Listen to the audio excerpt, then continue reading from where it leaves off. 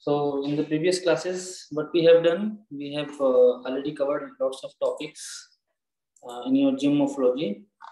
So if just a brief revision of those topics. So we have started with the geomorphology topics. That was first topic was Earth's interior, and afterward we went for sources of other information of Earth's interior and other theories related to Swiss theory, which was talking about the chemical composition of Earth's interior. And then we went to the geology and the rock systems, within which we were talking about the minerals and major elements of Earth's crust.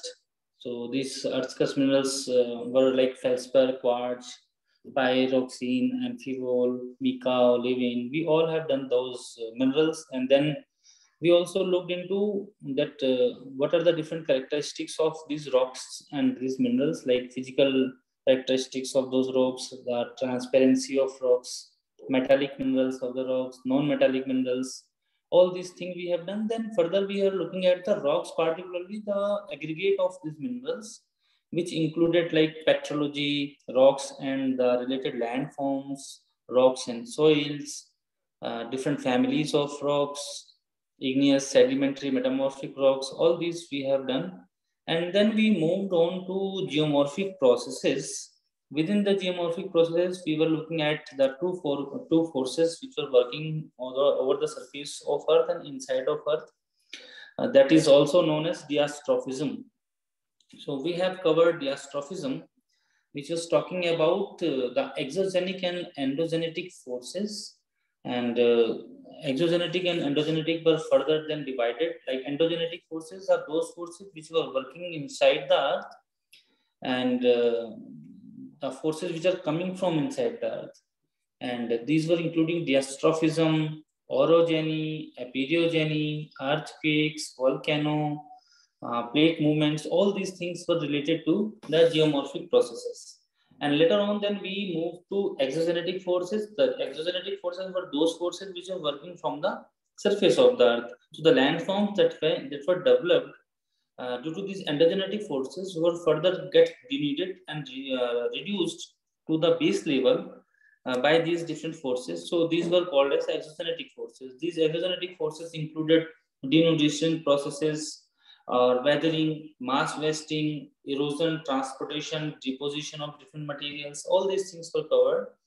Then we were talking about earthquakes and volcanism, all detailed theory of earthquake, detailed theory of volcano. And within earthquake, we are talking about the types of seismic waves that are there, the effects of these seismic waves, the frequency of these seismic waves, and the location of epicenters and the focus, which were important in earthquake, and then the distribution of earthquake over the surface of the Earth. Next was the volcanism. And within volcanism, because this was a bigger topic comparatively, so we were talking about what is volcanism, what are different types of volcanoes, be it shield, be it composite or caldera, flood basalt, mid-oceanic ridges, based on their effusiveness, based on their material, based on the time of eruption that is happening. All these things were done. And then distribution, next topic was related to the landforms which developed due to volcanic eruption. So these included like batholith, laccolith, lopolith, phacolith, and some sills and dikes that were covered. And then next was like the distribution of continent and ocean. So this topic includes your theories of understanding about different plates of the Earth, and how these plates are moving and how different types of landforms were developed. Because various landforms which were developed previously, many people were thinking that why these landforms are there, if they are there. So in that case, what is happening, that different scientists, different geologists were looking at the answers of this development of the landforms.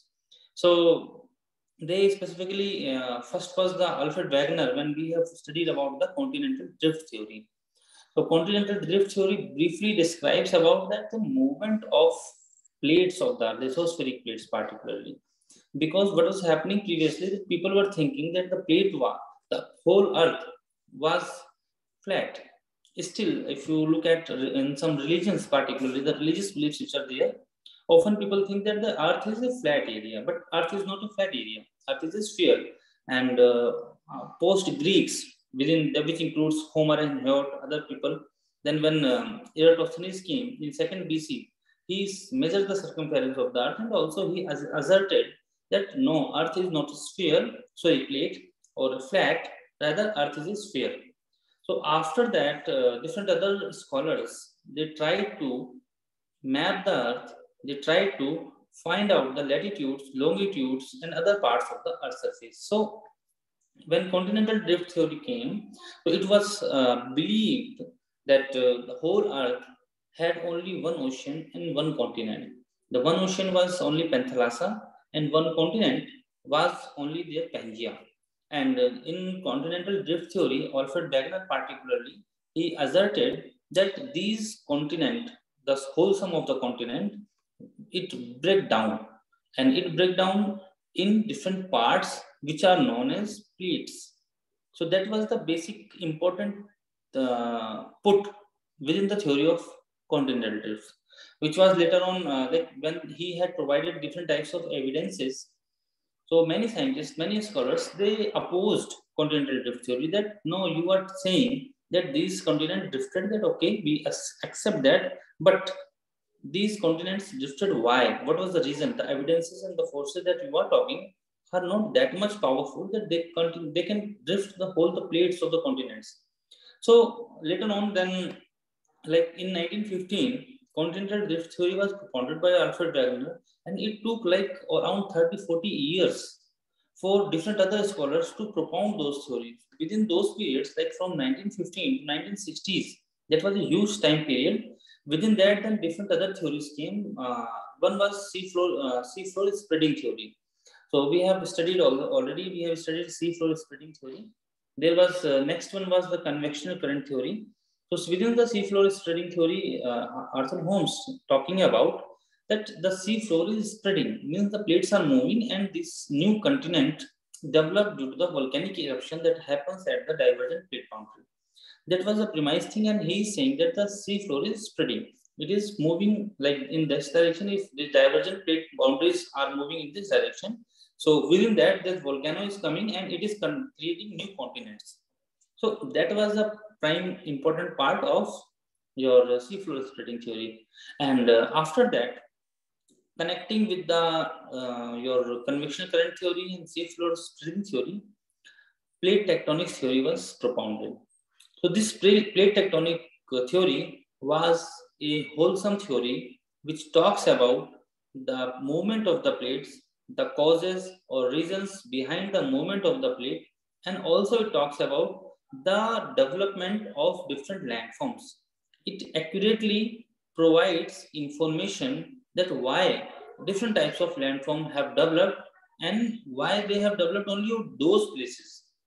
For example, if you talk about the development of Himalaya, so Himalaya developed, why it developed was, its answer was within the plate tectonics theory, and why it developed only at another part of the India. Why it was there. We talk about Andes mountain, we can talk about Rockies mountain. So if Rockies mountain are there, where are Rockies mountain? If you have to think, can you anyone tell me where is Rockies mountain? Anyone? See, Rockies mountain are in the northern America, North America, and Andes mountain are in the South America continent. And in both the cases, if you look at the location of these two great mountain belt, great mountain ranges, so both are found at the western margin of the continent. North America, in the western part of North America, you will find Rockies. In the western part of the South America, you will find Andes. Then there are two more important mountains like Alps mountain, and another one is Atlas mountain. Alps mountain is found in the western European part. Like when you talk about Switzerland, chalo Switzerland घूमने जाएंगे, so in that case what happens कि we will go and move to the Alps, ALPS, Alps mountain. And Atlas mountain is another mountain which was developed in the Africa.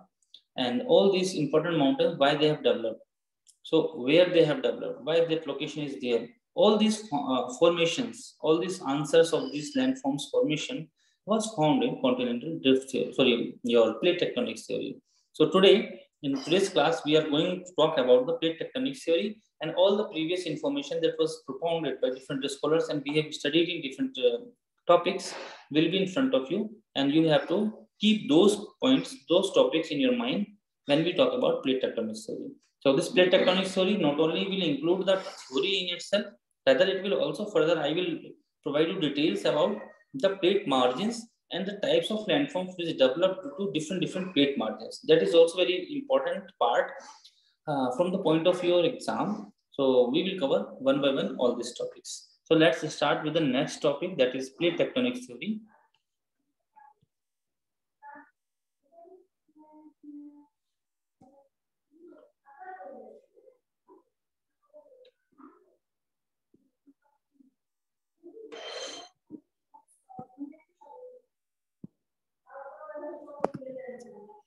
So plate tectonics theory, that is in Hindi, it is called as plate विवर्तनिकी सिद्धांत. Okay, तो plate विवर्तनी मतलब विवर्तन होना, उसका move होना, plate का वो theory है, उसके बारे में हम डिटेल में बात करते हैं आज. So plate tectonic theory, it was, as I had already told you, कहाँ से आई? It came from the continental drift theory. First one,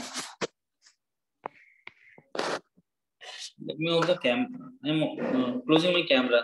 If you people don't have any issue, because I have to write on this tablet and it will be difficult for me to write in his standing position. Okay. So first was continental drift theory.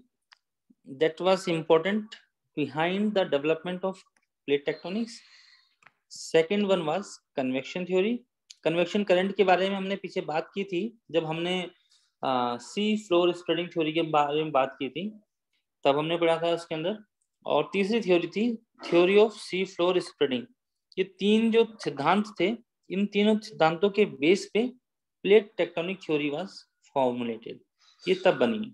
तो आपको plate tectonic theory पढ़नी है तो उससे पहले आपको इन तीनों theory के बारे में ध्यान रहना चाहिए जो हमने पीछे पढ़ी हैं, कि ये तीनों थ्योरी क्या हैं और उनमें क्या क्या बातें कही गई थी. उसके आधार पे फिर हम ये आगे पढ़ते हैं. तो इसमें एक सबसे पहला क्वेश्चन भी कई बार पूछ लिया जाता है कि थ्योरी किसने दी थी और कब दी थी. तो इसके बारे में आपको सभी जितने भी सिद्धांत आप पढ़ेंगे वो कब दी है, किसने दी है, वो आपको पता होना चाहिए, उनकी डेट याद होनी चाहिए, उनके ऑथर के या प्रोपॉन्डर के नाम याद होने चाहिए. So when we talk about the plate tectonics theory, there were two people, Mackenzie and Parker. तो मैकेंजी एंड पार्कर ने 1967 में इसको सजेस्ट किया था कि प्लेट टेक्टोनिक्स थ्योरी को उन्होंने पढ़ा, देखा और उसके बाद उन्होंने सजेशन किया कि एक थ्योरी ये बन सकती है जिसके आधार पे हम पूरी पृथ्वी के ऊपर जो भी अलग अलग कॉन्टिनेंट्स और रिलीफ फीचर्स पाए जाते हैं उनको हम कैसे देखते हैं. ठीक है. बाद में फिर 1968 के अंदर जो आज करंट आप मॉड्यूल में इसे पढ़ते हैं, करंट जो फॉर्मेशन है continental drift sorry plate tectonics theory की, वो मॉर्गन ने बाद में 1968 के अंदर इसको थोड़ा सा मॉडिफाई किया था, आउटलाइनिंग कर दी थी. आउटलाइनिंग का मतलब समझ लीजिए कि कोई चीजें ऐसी हैं जो तितर बितर पड़ी हुई हैं और इनको आप एक साथ इकट्ठे करके एक फॉर्म में, एक स्ट्रक्चर में प्रेजेंट कर देते हैं. तो वो काम मॉर्गन ने किया था 1968 के अंदर. तो इसीलिए हम इन दोनों का नाम याद रखते हैं, इंपॉर्टेंट है.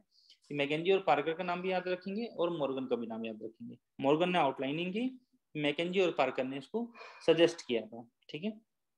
तो प्लेट टेक्टोनिक थ्योरी की बात जो होती है उसमें ये जो प्लेट विवर्तनीय सिद्धांत है ये क्या कहता है? ये कहता है जो पृथ्वी की भूपर्पटी है, जो लिथोस्फीयर है, वो एक साथ जुड़ी हुई नहीं है. आज के टाइम पे ये टूटी हुई है, अलग अलग पार्टों में, अलग अलग भागों में टूटी हुई है. कुछ भाग छोटे हैं, कुछ भाग बड़े हैं और वो टूटे हुए हैं. टूटने के बाद वो कर क्या रहे हैं? टूटने के बाद वो तैर रहे हैं. They are floating. किसके ऊपर तैर रहे हैं? डक्टाइल लेयर के ऊपर तैर रहे हैं. डक्टाइल लेयर किसे कहते हैं? डक्टाइल लेयर ऐसी लेयर हो गई जो इस तरीके से समझो थोड़ी पिघली हुई प्लास्टिक होती है, जो कि पूरी तरीके से ठोस भी नहीं होती और इतनी तरल भी नहीं होती कि पानी की तरह हो. तो थोड़ी वो ठोस होती है, थोड़ी सी तरल होती है और इतनी होती है कि उसके ऊपर जो हमारी लिथोस्फीयर की प्लेट है, जो हमारा ऊपर का जो प्लेट आती है हमारी भूपर्पटी की, वो उसके ऊपर तैरती है. ठीक है. तैरने का मतलब हो गया उसके ऊपर फ्लोट करती है, मूव करती है, उसके ऊपर रखी हुई है और हिलती है. ठीक है. तो ये जो डक्टाइल लेयर जिसके बारे में हम बात करें, डक्टाइल लेयर कौन सी है? ये है हमारा एस्थोनोस्फीयर. हमने जब पृथ्वी का आंतरिक भाग पढ़ा था, इंटीरियर स्ट्रक्चर ऑफ अर्थ, जब हमने देखा था So in that interior structure of Earth, we have seen that the first part was lithosphere. Beneath lithosphere is asthenosphere. Asthenosphere is important part of mantle itself. तो अगर मैं इसको ऐसे कर दूं तो ये क्या है, ये पार्ट मेंटल का है, ठीक है। ये जो लिथोस्फेरिक प्लेट की बात कर रही है किसका पार्ट है, क्रस्ट का पार्ट है। अब लिथोस मेंटल के अंदर ऊपर का पार्ट कुछ किलोमीटर का 100 किलोमीटर तक, तो 100 to 200 किलोमीटर तक एस्थोनोस्फीयर पाया जाता है। फिर हम इसे, ये होगा पार्ट किसका, अपर पार्ट, अपर मेंटल का है, ठीक है। ये पूरा पार्ट अपर मेंटल का है और यहाँ से नीचे जो हो गया लोअर मेंटल कहलाती है। इसके बाद फिर नेक्स्ट आ जाता है कोर, ठीक है। फिर कोर को भी दो भागों में बांट देते हैं, ये हो गया आउटर कोर और ये हो गया इनर कोर। इस तरीके से हमारी पृथ्वी का स्ट्रक्चर बना हुआ है। इंटीरियर स्ट्रक्चर ऑफ अर्थ को आप इस तरीके से डिवाइड कर सकते हैं। तो जो ऊपर वाली लेयर है ये लिथोस्फेरिक लेयर जो है, ये लिथोस्फेरिक लेयर इस एस्थोनोस्फेरिक लेयर के ऊपर तैरती है, मूव करती है। और ये जो लिथोस्फेरिक लेयर है ये पूरी इस तरीके से एक पूरी एक प्लेट नहीं है, बल्कि प्लेट टेक्टोनिक थ्योरी में बताया गया कि ये कुछ अलग अलग प्लेटों के अंदर बटी हुई है, ठीक है, अलग अलग भागों में बटी हुई है। और ये प्लेटें क्या कर रही हैं, ये प्लेटें इस एस्थोनोस्फीयर के ऊपर फ्लोट करती हैं, तैर रही हैं। जैसे कि आप पानी का एक अलग सा एक टब रखो और उसके अंदर कागज के टुकड़े फाड़ के उनके ऊपर रख दो, तो कागज के टुकड़े आपने फाड़ के उसके ऊपर डाल दिए तो क्या होगा, वो उसके ऊपर तैरते हैं, फ्लोट करते हैं। तो कहीं ना कहीं वैसा सा ही हमारी पृथ्वी के ऊपर होता है, जहाँ पर जो हमारी भूपर्पटी है, भूपर्पटी वाली जो प्लेटें हैं वो प्लेटें पृथ्वी के एस्थोनोस्फीयर के ऊपर तैर रही हैं, मूव कर रही हैं। ये एक जगह स्थिर नहीं है, these are not static, that you have to remember. तो पहली बात तो इसके अंदर ये हो गई, ठीक है। और ये पीडीएफ आपको मिल ही जाती होंगी, तो इसीलिए अगर आपको हिंदी में ज्यादा टाइम इसमें देखने को ना भी मिले, मैं हिंदी में आपको समझा रहा हूँ। आपको जो पीडीएफ मिल जाती है आप वहां से देख सकते हैं, उनमें से उठा सकते हैं, ठीक है।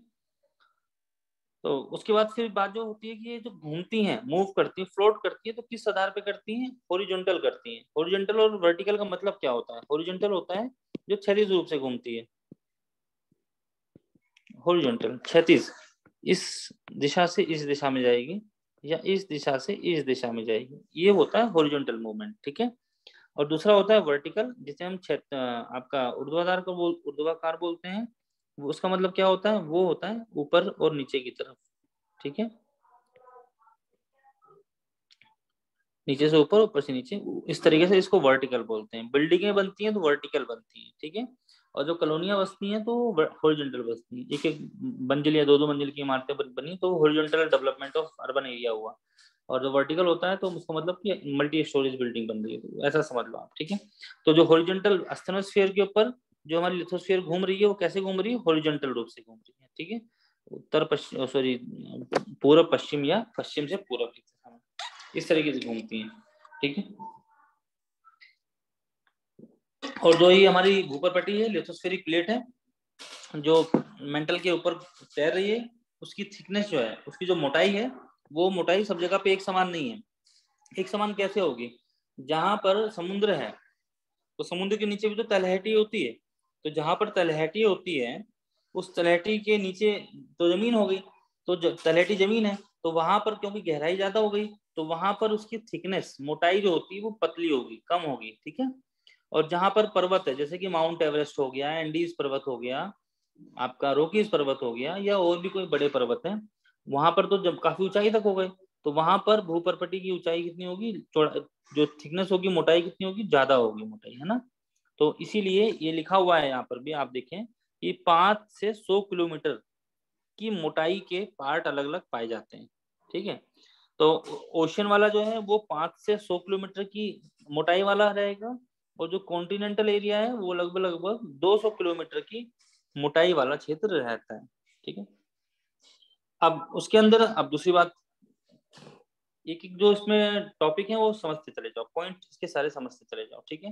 पहला पॉइंट था कि प्लेट होती हैं, प्लेट घूमती हैं, प्लेट घूमती है किस डायरेक्शन में, हॉरिजॉन्टल डायरेक्शन में। और जो प्लेट होती हैं वो कितनी मोटी होती हैं, ओशन वाली प्लेट जो होती है, ठीक है, जो महासागरीय प्लेटें हैं वह पतली होती हैं, और जो महाद्वीपीय प्लेटें हैं वह मोटी होती हैं, ठीक है। फिर जो आपकी महासागरीय प्लेट होती हैं वो उनके अंदर क्या होता है, वो सिमेंटिक क्रस्ट की होती है। सिमेंटिक का मतलब क्या हो गया, सीमा, सीमा का मतलब क्या हो गया, Si+Ma। Si और Ma का मतलब क्या हो गया, Si से बनता है सिलिका, ठीक है, और Ma से बनता है मैग्नीशियम, तो मैग्नीशियम और सिलिका वाली जो प्लेट है वो हमारी महासागरीय प्लेट है, और जो हमारी महाद्वीपीय प्लेट होती है जिसे हम कॉन्टिनेंटल प्लेट बोलते हैं वो सियालिक मटेरियल की बनी होती है। सियालिक का मतलब क्या हो गया? सियाल। सियाल मतलब क्या हो गया? Si+Al। Si का मतलब हो गया सिलिका, और Al का मतलब हो गया एल्यूमिनियम। ठीक है, तो एल्यूमिनियम और सिलिका की बनी हुई होती हैं। ठीक है, तो जो सियालिक प्लेट होती हैं वह लगभग थोड़ी मोटी होती हैं सीमाटिक क्रस्ट के मुकाबले। तो इसका मतलब क्या हो गया कि जो हमारी कॉन्टिनेंटल प्लेट्स हैं दे आर थिकर, वो मोटी हैं in comparison to oceanic plate. तो यहाँ पर अगर मैं दो प्लेटें बनाऊं तो ये जो एक प्लेट बन रही है ये हो गई हमारी महासागरीय। ठीक है, और ये जो प्लेट बनेगी जो मोटी प्लेट है वो होगी महाद्वीपीय।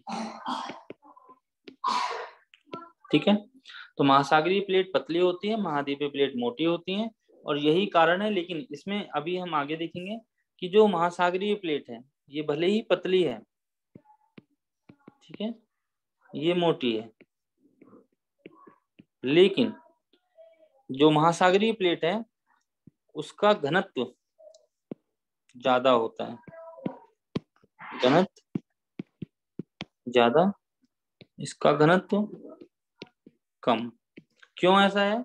क्योंकि महाद्वीपीय प्लेट ऊपर है और महासागरीय प्लेट नीचे चली जाती है थोड़ी, और महासागरीय प्लेट में सीमाटिक क्रस्ट बनी होती है, सीमा है, और इसमें सियाल है, तो इसका जो घनत्व है ज्यादा होता है। इसका घनत्व 3.0 से लेके 3.3 तक होता है। इसका डेंसिटी 2.7 से लेके 3.0 तक होती है। ठीक है, तो अब इसको बिल्कुल आसान भाषा में अगर समझना चाहें तो महासागरीय प्लेट पतली ही तो होती है लेकिन भारी होती है क्योंकि इसका घनत्व ज्यादा है। ये प्लेट मोटी तो होती है लेकिन हल्की होती है। ठीक है, अभी ये मोटा और हल्के का अभी कंसेप्ट आपको अभी आगे समझ में आएगा। हल्की होती है, ठीक है, इसे अभी आगे हम देखेंगे। तो ये पॉइंट हो गए, इतने कवर हो गए, आगे चलते हैं। इसको आप एक बार मैं 1 मिनट के लिए छोड़ देता हूँ। तो अब इसमें हम देखेंगे कि किस तरीके से आगे ये प्लेटें जो हैं काम करती हैं, क्योंकि प्लेट टेक्टोनिक्स थ्योरी के अंदर आपको दी हुई है। तो ये एक डायग्राम है जो डायग्राम मैं पीछे बना चुका हूँ। तो ये आप देखें, ये वाला पॉइंट जो है ये क्रस्ट है, फिर मेंटल का पार्ट हो गया, फिर कोर का पार्ट हो गया, क्रस्ट, मेंटल, कोर। अब क्रस्ट के अंदर क्या हो गया? क्रस्ट में एक जो है लिथोस्फेरिक प्लेट होगी, फिर इतना कुछ दूरी का एस्थेनोस्फीयर होता है। ठीक है, अच्छा यहाँ पर ध्यान रखना कि जो लिथोस्फेरिक प्लेट मैंने बताई, लिथोस्फेरिक प्लेट के अंदर कुछ पार्ट ऊपर का मेंटल का भी आ रहा है, क्योंकि देखो ये यहाँ से यहाँ तक आ रहा है ना, और जबकि ये सिर्फ इतनी दूर का आता है। तो इतनी दूर जो है ये लगभग लगभग ये पार्ट भी आपका लिथोस्फीयर के अंदर आता है जिसमें मेंटल जगह भी।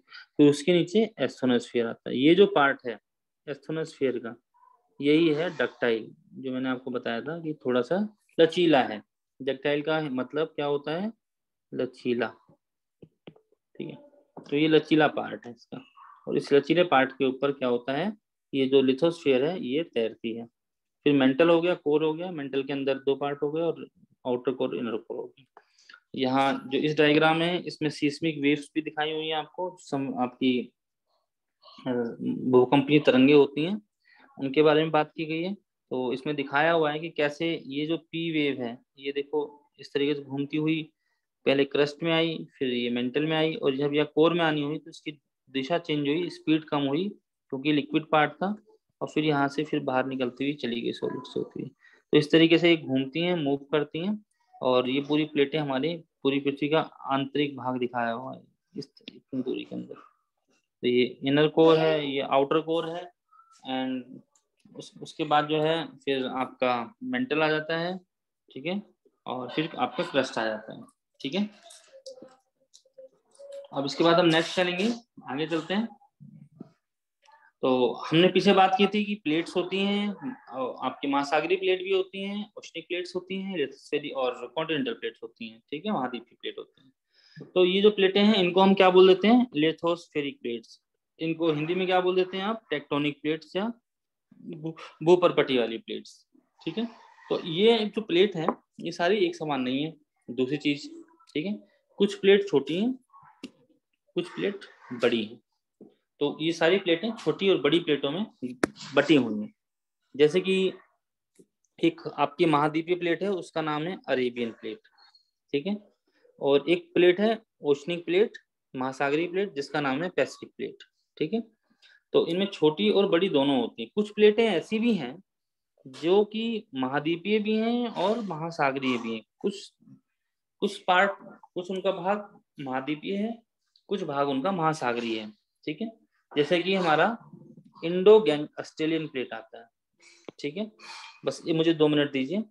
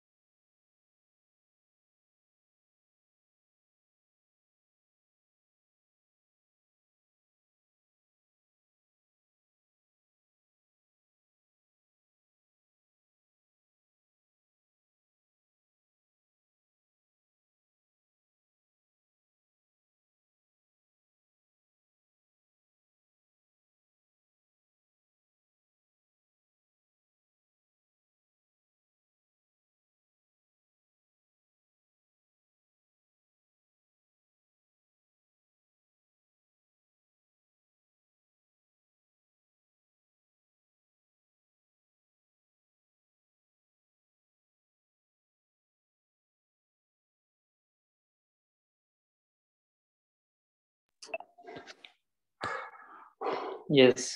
तो नेक्स्ट जो है हमारा, इसके अंदर लिथोस्फेरिक प्लेट जो है हमारी क्या होती हैं, बड़ी भी होती हैं, छोटी भी होती हैं, जिसमें कि महासागरीय भी होती हैं, महाद्वीपीय भी होती हैं। महासागरीय और महाद्वीपीय दोनों भी, एक प्लेट दोनों भी हो सकती है। जैसे कि आपकी इंडो ऑस्ट्रेलियन प्लेट है, ये इंडो के अंदर, इंडो को हम ऐसे लिखते हैं, इंडो ऑस्ट्रेलिया, ठीक है। तो ये होता थी हमारी जो इंडिया वाली प्लेट है और जो ऑस्ट्रेलिया वाली प्लेट है, इनको हम इंडो ऑस्ट्रेलियन प्लेट बोलते हैं। तो इसमें कुछ पार्ट देखो समुद्र का है, कुछ पार्ट इसमें आपका महाद्वीप का है, ठीक है। तो ये मूवमेंट जो होता है इन क्रिस्टल प्लेट्स का, ये किसकी वजह से होता है? Due to convection current. Convection current को हम बोलते हैं संवहनीय धाराएं, संवहनीय धाराएं, ठीक है। इन संवहनीय धाराओं की वजह से इन प्लेट्स का मूवमेंट होता है। तो ये लाइन आपको याद रखनी है। कोई कभी भी पूछ ले कि जो हमारी टेक्टोनिक प्लेट्स हैं, ये प्लेट जो सारी टेक्टोनिक प्लेट हैं ये घूमती हैं, ये आपस में एक दूसरे की तरफ भी जाती हैं, और ये जो है अलग अलग दिशा में भी जाती हैं। ये इधर दिशा में, ये इधर दिशा में जा सकती है, और ऐसे भी जाती है, एक दूसरे के साथ घर्षण करते हुए अगल बगल से निकलती है, ठीक है। तो ये तीनों तरीके से मूवमेंट होता है। ये जो मूवमेंट होता है ये किसकी वजह से होता है? संवहनीय धाराओं की वजह से होता है, कन्वेक्शन करंट्स की वजह से होता है। जो जो हमने संवहनीय धाराओं का सिद्धांत है, कन्वेक्शन करंट थ्योरी, वो यही बात करती है कि पृथ्वी के भीतर जो संवहनीय धाराएं हैं, उन संवहनीय धाराओं की वजह से पृथ्वी के ऊपर क्या होता है? मूवमेंट होता है प्लेट्स का, और इन्हीं के कारण अलग अलग प्रकार की भू आकृतियां हमारी पृथ्वी पर बनती हैं, ठीक है। बनती भी हैं, बिगड़ती भी हैं। तो वो किसके कारण होती हैं? प्लेट्स के मूवमेंट के कारण होती हैं। प्लेट्स का मूवमेंट क्यों होता है? प्लेट क्यों घूमती हैं? संवहनीय धाराओं की वजह से घूमती हैं। संवहनीय धाराएं होती क्या है? संवहनीय धाराएं हमारी पृथ्वी के भीतर होती हैं। इसको हमने पीछे जब आपका अर्थ का इंटीरियर पढ़ा था, पृथ्वी का आंतरिक भाग पढ़ा था, तब हमने उसमें कन्वेक्शन करंट के बारे में पढ़ा था। तो संवहनीय धाराएं हमारी क्या थी? संवहनीय धाराएं हमारी होती हैं जो पृथ्वी है, उसमें देखो डायग्राम बना हुआ है ये, ठीक है। तो ये पूरी पृथ्वी बनी हुई है। इस पृथ्वी की ये भूपर पट्टी है ऊपर की, जहां आपको जो नीली नीली आकार की दिख रही है, ठीक है। उसमें क्या होता है? पृथ्वी के भीतर से ये जो आपको करंट दिख रही है इस दिशा में, ठीक है, ये संवहनीय धाराएं तो पृथ्वी के अंदर से नीचे से निकल के इस तरीके से आती हैं, और ऊपर आके ये ऊपर आई और ऐसे घूम गई, पृथ्वी की ऊपर सतह से टकरा के ऐसे घूम गई। जब ये दोनों दिशाओं में घूमेगी, तो जो ऊपर प्लेट है आपको ग्रीन ग्रीन सी दिख रही है, ये प्लेट जो है, ये इसी जिस दिशा में संवहनीय धाराएं घूमती हैं, उसी दिशा में ये भी घूमने लगती हैं। तो अब देखो इसकी दिशा कौन सी है? इसकी दिशा इस तरीके से है, इसकी दिशा इस तरीके से है, दोनों अलग अलग डायरेक्शन में जा रही है, अपोजिट डायरेक्शन में जा रही है। तो ये क्या करती हैं? आपकी जो ये प्लेट है, इन प्लेटों को ऊपर ताकत लगाती हैं, कि जैसे ऐसे ही हो गया, जैसे कि ये प्लेट इधर से इधर आई, इधर से आई, तो ऊपर जो प्लेट बनी हुई है, तो मान लीजिए ऐसी प्लेट है, तो इस प्लेट को खींच रही है दोनों तरफ से, ये इधर ये इधर खींच रही है। ये दोनों प्लेट इधर से इधर खींचेंगे तो क्या होगा? बीच में से टूटेगा ना। तो बीच में से टूटेगा, फिर क्या होगा? फिर ये टूटने के बाद बीच में जो जगह बच जाती है, ये जो जगह जगह बच गई, इस जगह से जो नीचे का लावा था, मेंटल के अंदर से जो लावा बाहर आया, वो लावा निकल के बाहर आने लगता है, ठीक है। और बाहर आके कहाँ पर आएगा? ऊपर क्या बना हुआ है? ऊपर ही सारा समुद्र बना हुआ है, ठीक है। तो इस समुद्र के ऊपर आके ठंडा होने लगता है। ये हमने उसमें भी पढ़ा था, आपका सी फ्लोर स्प्रेडिंग थ्योरी मैंने बताई थी। तो सी फ्लोर स्प्रेडिंग थ्योरी के अंदर भी मैंने ये बताया था आपको, ठीक है। तो ये आपको ध्यान रखना है, मिड ओशियनिक रिज के अंदर ये ऐसा होता है, ठीक है। यही हमारा संवहनीय धाराओं का सिद्धांत भी है। और ये आगे क्या होगा? जैसे कि ये प्लेट यहाँ घूमी, तो जहाँ पे ये नीचे की तरफ जाएगी, अभी यहाँ से नीचे की इस दिशा में जा रही है, और दूसरी प्लेट आगे इधर से इस दिशा में जा रही होगी, तो वहां पर क्या करेगी? ये प्लेट इसको इधर खींच रही है, उधर वाली प्लेट को इधर इधर की तरफ खींचेगी। तो यहाँ पर क्या होगा? यहाँ पर दोनों प्लेटें टकराएंगी, ठीक है, यहाँ टकराना हो गया। यहाँ पर क्या हो रहा था? यहाँ पर विस्थापन हो रहा था। एक जगह से अलग अलग दिशा में जा रही है, और एक जगह ये एक दिशा में आ रही है, तो इस वजह से मूवमेंट होता है। और इनके जो दो प्लेटें आपस में टकराती हैं, उनके कारण अलग प्रकार की भू-आकृतियां बनती हैं। जो प्लेटें एक दो दिशा में अलग अलग जाती हैं, उनके कारण से अलग प्रकार की भू-आकृतियां बनती हैं। तो ये हमने कहाँ पढ़ा? हमने ये प्लेट टेक्टोनिक्स के अंदर पढ़ा, ठीक है। तो ये आपको इसमें ध्यान रखना है। फिर अब ये मूवमेंट जो होता है कितना होता है, इनकी दरें क्या है, कितनी तेजी से घूम रही हैं, कितनी तेजी से एक जगह से दूसरी जगह जा रही है, इसके बारे में पढ़ेंगे। तो इसमें आपका एक है जैसे आर्कटिक रिज, आर्कटिक ओशन है हमारा उत्तरी ध्रुव पे, तो आर्कटिक रिज जो है वो बड़ा धीमे धीमे, उसकी जो प्लेट है बहुत धीमे धीमे घूम रही है, बहुत स्लो है, ठीक है, काफी धीमी गति से चलती है, और इसकी गति कितनी है, 2.5 सेंटीमीटर पर ईयर, एक साल में 2.5 सेंटीमीटर ये मूव करती है। दूसरी प्लेट है आपकी ईस्ट पैसिफिक राइज, ठीक है, और जो कि साउथ पैसिफिक ओशन में मिलती है आपको। दक्षिणी प्रशांत महासागर है, दक्षिणी प्रशांत महासागर का जो पूर्वी भाग है, उस पूर्वी भाग में ये ईस्ट पैसिफिक राइज है, ठीक है, ये सबसे तेजी से घूम रही है, सबसे तेजी से इसका मूवमेंट हो रहा है। तो वो कौन सा है, लगभग 15 सेंटीमीटर पर ईयर, ठीक है।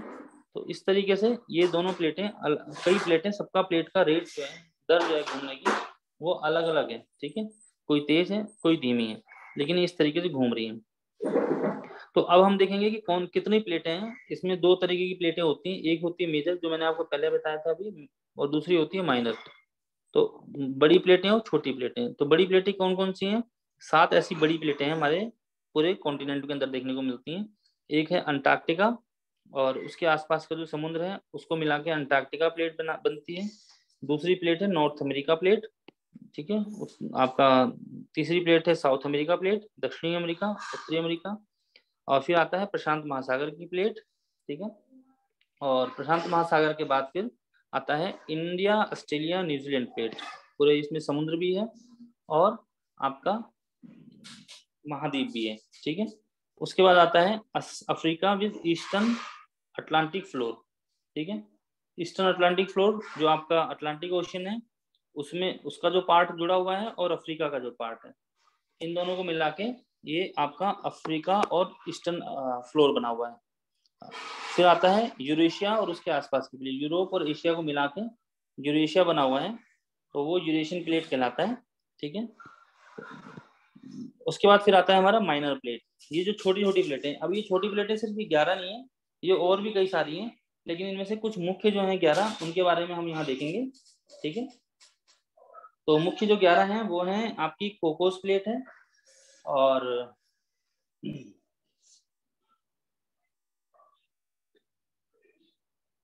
एक मिनट का समय दीजिए मुझे।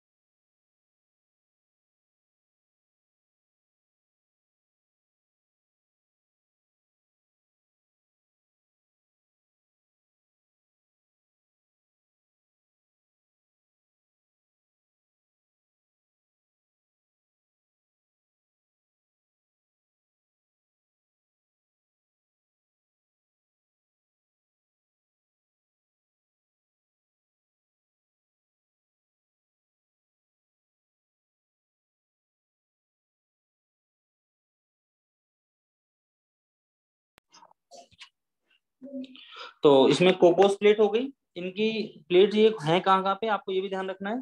जैसे कोकोस प्लेट है तो आपका जो सेंट्रल अमेरिका है और जो प्रशांत महासागर है, मध्य अमेरिका और प्रशांत महासागर, उसके साथ में जुड़ी हुई है, उसके साथ लगी हुई है ये कोकोस प्लेट, ठीक है।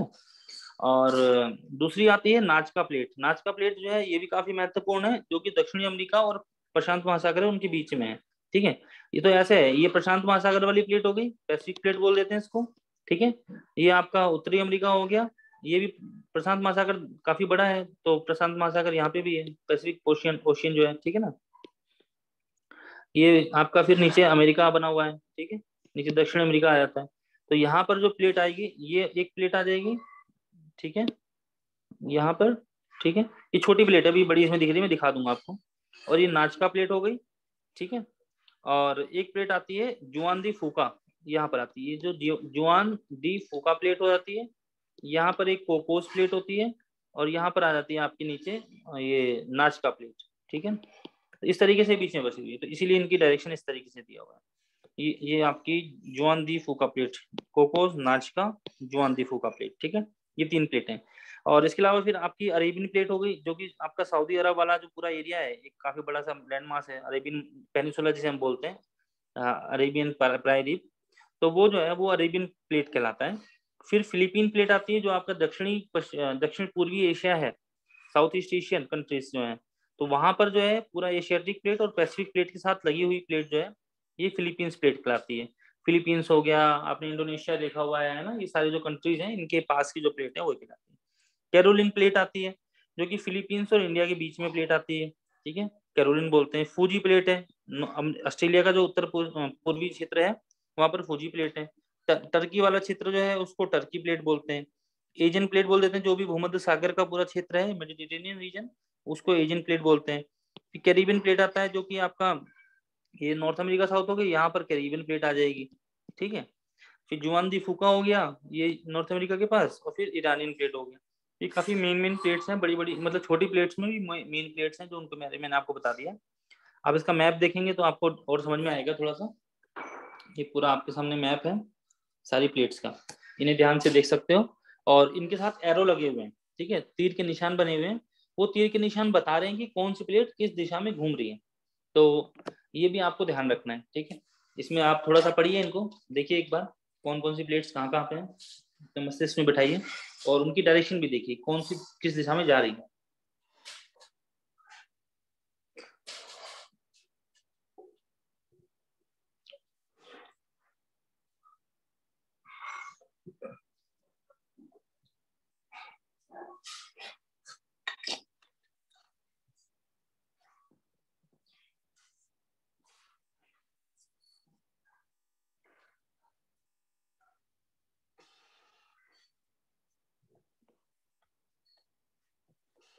ठीक है, तो अभी जो मैंने आपको बताया था, जुआन दी फूका प्लेट, कोकोस प्लेट, ठीक है ना, नाश्का प्लेट, तो ये देखिए कहाँ कहाँ पे है। ये रही कोकोस, ये रही जुआन दी फूका, ये रही नाश्का प्लेट पूरी, ठीक है, इस तरीके से। नीचे स्कोटिया प्लेट हो गई, ये अरेबियन प्लेट है पूरी बनी हुई इतनी दूर की। ये इंडियन प्लेट है पूरी यहाँ पर बनी हुई है। देखो इंडियन प्लेट ऊपर की दिशा में जा रही है, और जो यूरेशियन प्लेट है वो नीचे की दिशा में आ रही है, तो ये दोनों आपस में टकरा रही है। और ये जो पूरा क्षेत्र है ये किसका है, ये सारा क्षेत्र किसका कहलाता है, हिमालय कहलाता है ना, ठीक है। यहाँ पर ये टकरा रही है, यहाँ पे टकरा रही है, तो यहाँ पर आपको एंडीज आपका रोकीज देखने को मिलता है, माउंटेन। ये यहाँ पर टकरा रही है आके, यहाँ पर आपको कौन सा देखने को मिल रहा है, एंडीज देखने को मिल रहा है, ठीक है। तो ये जो प्लेटें हैं इनके हिसाब से आप समझ जाएंगे कि कैसे कैसे कौन कौन से पर्वत बने हुए हैं, किस किस दिशा में बने हुए हैं, इनके बारे में हमें इस तरीके से पता चलता है, ठीक है।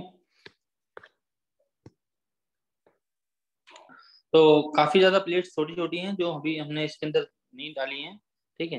तो जो छोटी छोटी प्लेट हैं वो कैसे बन गई, कि जो कन्वर्जिंग प्लेट बाउंड्री है, जो प्लेटें आपस में टकराती हैं, ठीक है ना, तो उनकी वजह टकराने की वजह से कई बार कुछ स्ट्रेस पैदा होता है। तो स्ट्रेस पैदा होने की वजह से जो बड़ी प्लेटें थी वो टूट गई कुछ, तो वो टूटने की वजह से उनकी छोटी प्लेट बन गई है, ठीक है। जैसे कि आपका जो भूमध्य महासागर है, जिसे हम बोल देते हैं मेडिटेरेनियन सी, वो बहुत सारी यहाँ पर छोटी छोटी प्लेटों में विभाजित है। क्यों, क्योंकि जो आपका यूरेशियन और अफ्रीकन प्लेट थी, इनसे को टकराने की वजह से प्लेट बन गई, देखो आप यहाँ पर। तो यहाँ पर ये प्लेट देखने को मिल रही है, ये प्लेट देखने को मिल रही है, ये प्लेट देखने को मिल रही है, फिर यहाँ पर छोटी प्लेटें और भी हैं, ये टूट गई। आपके यूरेशियन प्लेट की वजह से इधर आपका पैसिफिक प्लेट है, ये देखो यहाँ पर इतनी बड़ी, ठीक है। ये फिलीपींस प्लेट जो मैं आपको बता रहा था है, इस तरीके से आपस में टकराने की वजह से बन गई है।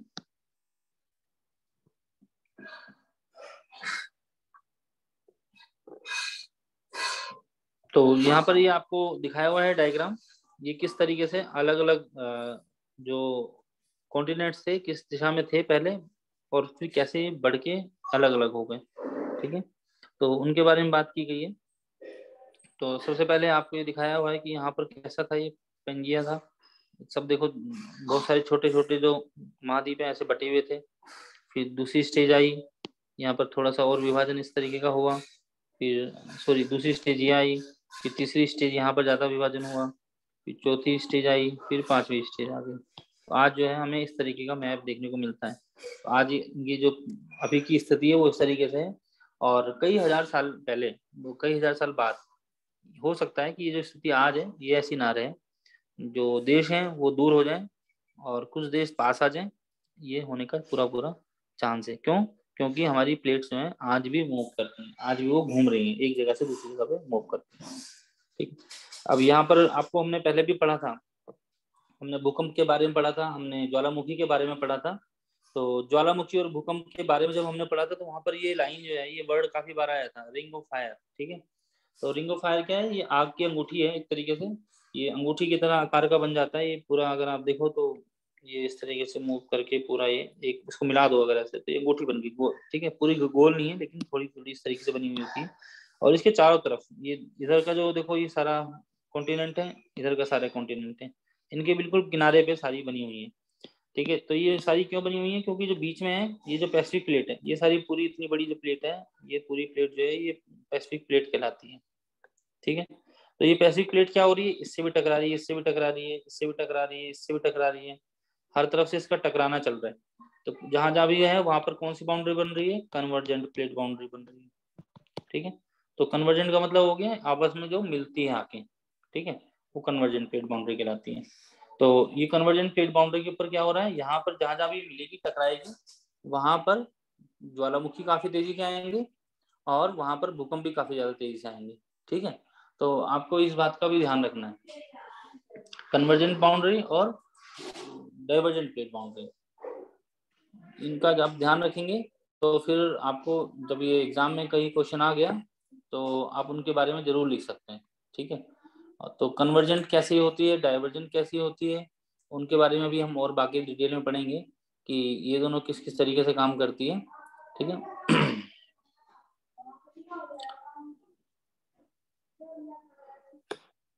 तो जहाँ कन्वर्जेंट हो गई वहां आपस में टकरा गई, तो इनको आप क्या बोल सकते हैं? यहाँ पे इनको बोल देते हैं, हिंदी में बोल देते हैं अभिसारी प्लेट, ठीक है। और जहां पर डाइवर्जेंट हो रहा है, जो अलग दिशा में जा रही है, ठीक है, तो उनमें क्या होगा? उनमें होगा, इसको बोलते हैं डाइवर्जेंट, उसको बोलते हैं अपसारी। तो हिंदी में आप याद रखने के लिए आपको बता देते हैं, अपसारी प्लेट और अभिसारी प्लेट। अपसारी प्लेट का मतलब ये दो अलग दिशा में जाएगी, अभिसारी का प्लेट का मतलब दो प्लेटें आपस में आके टकराएंगी।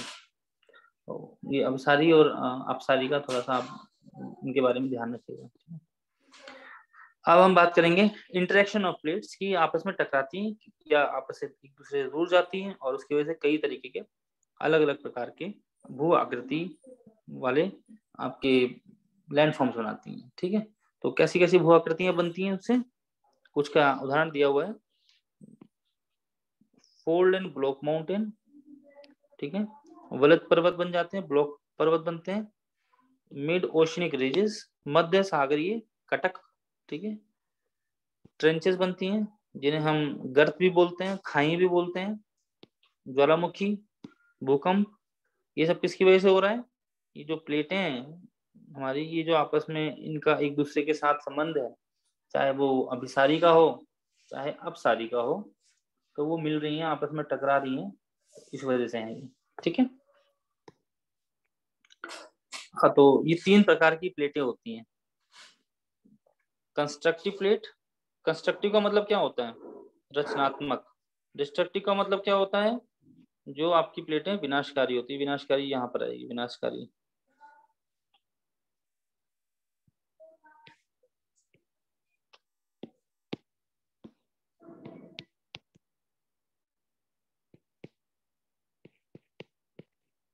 संरचनात्मक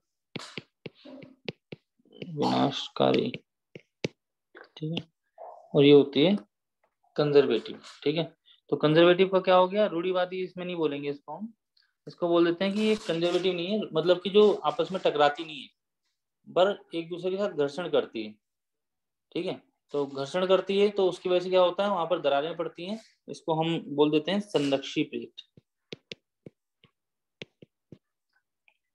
और इनका दूसरा नाम क्या है, संरचनात्मक। संरचनात्मक कौन सी होगी, जो कुछ नया रचना करेगी, कुछ नई चीज बनाएगी, ठीक है। तो नई चीज तब बनती है, नया समुद्र की तल से जब दो बाउंड्री हटती हैं तब बनती हैं, तो इसको हम डाइवर्जेंट प्लेट बोलते हैं, ठीक है। डाइवर्जेंट का मतलब क्या हो गया, अपसारी प्लेट, ठीक है। डिस्ट्रक्टिव मतलब विनाशकारी, जब दो चीजें आपस में टकराती हैं तो टूटती हैं, विनाश होता है, तो इसीलिए ये डिस्ट्रक्टिव कहलाते हैं। तो दो आपस में जब टकराएंगी, मिलेंगी, मतलब कि कन्वर्जेंट, ठीक है। इसे हिंदी में क्या बोल देते हैं, अभिसारी प्लेट। और कंस्ट्रक्टिव प्लेट मतलब कुछ, आप कंजर्वेटिव प्लेट कुछ संरक्षी, उसने संरक्षण कर लिया, न तोड़ा न जोड़ा, नया नहीं बनाया, पुराना भी नहीं हटाया, तोड़ा, तो वो संरक्षी प्लेट कहलाती है, ठीक है। इसको हम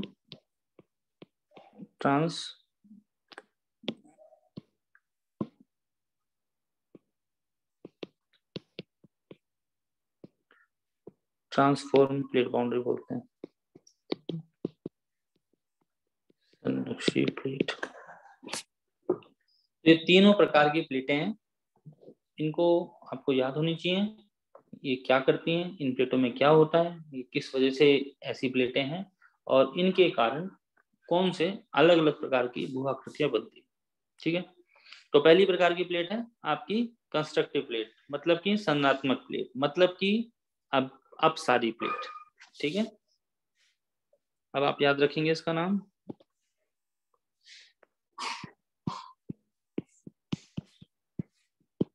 आत्मक सारी, और इंग्लिश में बोल देंगे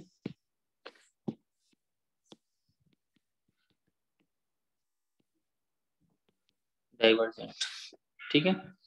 तो इसमें क्या होता है, प्लेट्स डाइवर्ज, वो एक जगह से दूसरी जगह डाइवर्ज करती हैं, एक से दूसरी जगह से दिशा से अलग हट जाती हैं।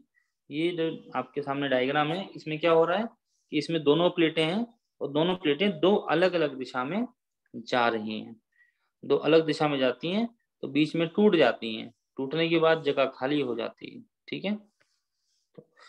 उसमें से फिर क्या होता है, उसमें से लावा निकलता है, ये इधर इधर इसने खींचा समझ धाराओं ने, जब टूट गई तो बीच में से क्या होगा, नीचे का लावा मैग्मा जो है, लावा, ये बाहर की तरफ निकल आता है। अब क्योंकि ज्यादातर ऐसी प्लेट बाउंड्री कहाँ मिलती है, समुद्रों के नीचे हैं, तो इसीलिए वहां पर ऊपर समुद्र पाया जाता है, और जब ये लावा बाहर आता है तो समुद्र के तल पे आने के बाद ठंडा हो जाता है, और वहां पर एक नई भूपर्पटी का निर्माण करता है, जिसे हम बोल देते हैं अर्थ क्रस्ट, ठीक है। तो इसी थ्योरी को भी सी फ्लोर स्प्रेडिंग बोला गया है, ठीक है। और इसमें से जो लावा निकलता है वो किस प्रकार का होता है, बेसाल्ट का होता है, ठीक है, बेसाल्ट लावा।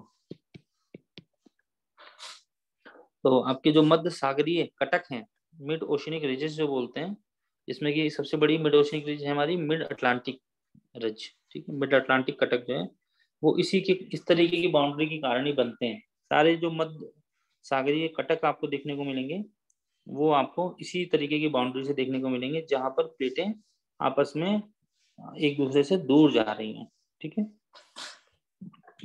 तो ऐसे ही एक हमारा जो, ये तो जब मैंने बता दी जहां पर ज्यादातर, जहां पर आपकी महासागरीय प्लेटें हैं वहां पर टूट रही हैं। कुछ एक जगह पे हमें उदाहरण मिलते हैं जहां पर जो महाद्वीपीय प्लेटें वो भी दो अलग दिशा में जा रही हैं, जैसे कि हमारी पूर्वी अफ्रीका की रिफ्ट वैली। पूर्वी अफ्रीका की जो रिफ्ट वैली है वहां पर भी ऐसा ही हो रहा है, ठीक है। यहाँ पर आपको देखने को मिलेगा कि जो अफ्रीका का जो ईस्टर्न पार्ट है, पूर्वी भाग है, जहाँ पर उसके बाद जो है अरब का प्रायद्वीप शुरू हो जाता है, सोमालिया देश भी आपको वहां देखने को मिलता है पास में। तो अफ्रीका की और सोमाली प्लेट जो है ये एक दूसरे से दूर जा रही हैं। तो दूर जाने की वजह से क्या हो रहा है, वहां पर रिफ्ट वैली बन गई है, ठीक है। और रिफ्ट वैली बन गई है, वहां पर पानी भर गया है, पानी भरने की वजह से वहां पर काफी बड़ी झील बन गई है। आपने लेक तंगानिका देखा सुना होगा, लेक विक्टोरिया का अगर नाम सुना होगा, तो जो बनी है वो इसी कारण से बनी है।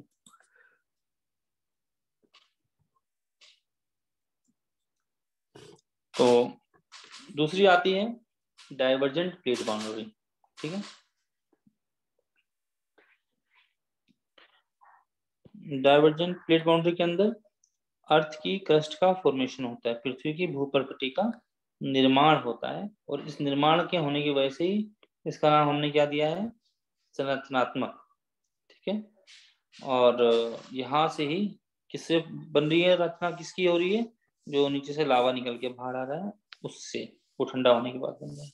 और ऐसी उस पे भी भूकंप भी आते हैं, ऐसी मार्जिन पे जो अभी सारी प्लेटें हैं उनके एक छोर पे भूकंप भी आता है, लेकिन भूकंप जो होता है वो शैलो फोकस का होता है, मतलब कि इसका जो केंद्र है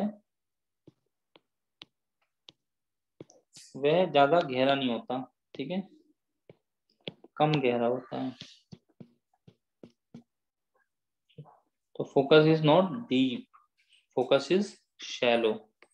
फोकस और एपिसेंटर पता है ना, फोकस होता है जहां से भूकंपीय तरंगे निकलनी शुरू होती हैं, उसे बोलते हैं एपिस फोकस, पृथ्वी के भीतर। और जो पृथ्वी के ऊपर जहां पर सबसे पहले भूकंपीय तरंगे हमें महसूस होती हैं, उसे बोलते हैं फोकस, उसे बोलते हैं एपिसेंटर, अभिकेंद्र, ठीक है।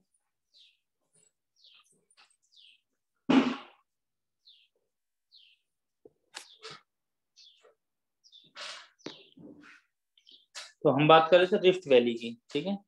तो रिफ्ट वैली क्या है, आप देखिए ये फोटो, आप देखिए ध्यान से, इसमें क्या हो रहा है इस फोटो के अंदर कि ये जो एक पृथ्वी का भाग है वो बीच से टूट रहा है, ऐसा लग रहा है फट रहा हो, अलग अलग दिशाओं में जा रही है यहाँ से प्लेट।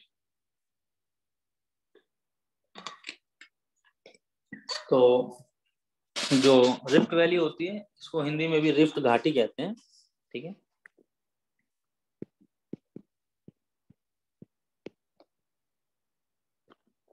ये हो गया रिफट।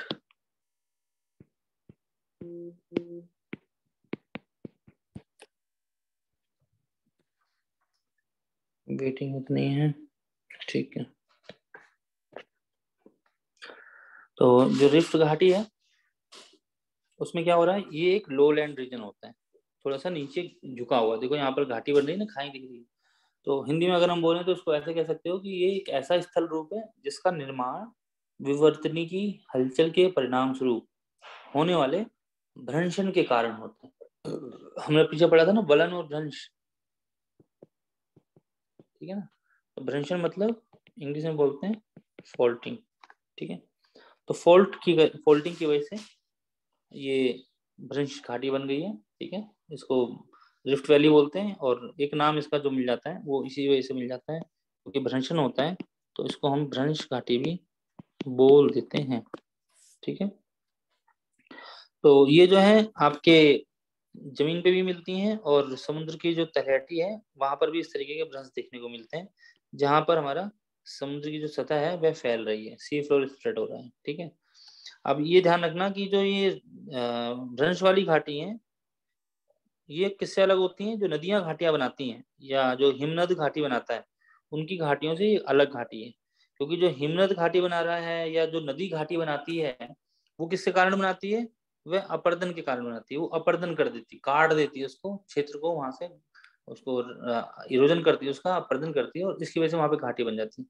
लेकिन जो ये भ्रंश घाटी बन रही है ये किसके कारण बन रही है, ये टेक्टोनिक एक्टिविटी के कारण बन रही है। यहाँ पर टेक्टोनिक प्लेट्स जो है आपकी वो अलग दिशा में जा रही हैं, जिसकी वजह से बीच में दरार पड़ जाती है, फिर वो दरार बढ़ जाती है, फिर वो क्षेत्र जो है नीचे चला जाता है, धंस जाता है, और यहाँ पर एक घाटी बन जाती है। इस घाटी के अंदर फिर वो पानी भर जाता है, तो लेक बन जाती है, जिन्हें हम फिर बोल देते हैं वोल्केनिक सॉरी टेक्टोनिक लेक्स या रिफ्ट वैली लेक्स, ठीक है।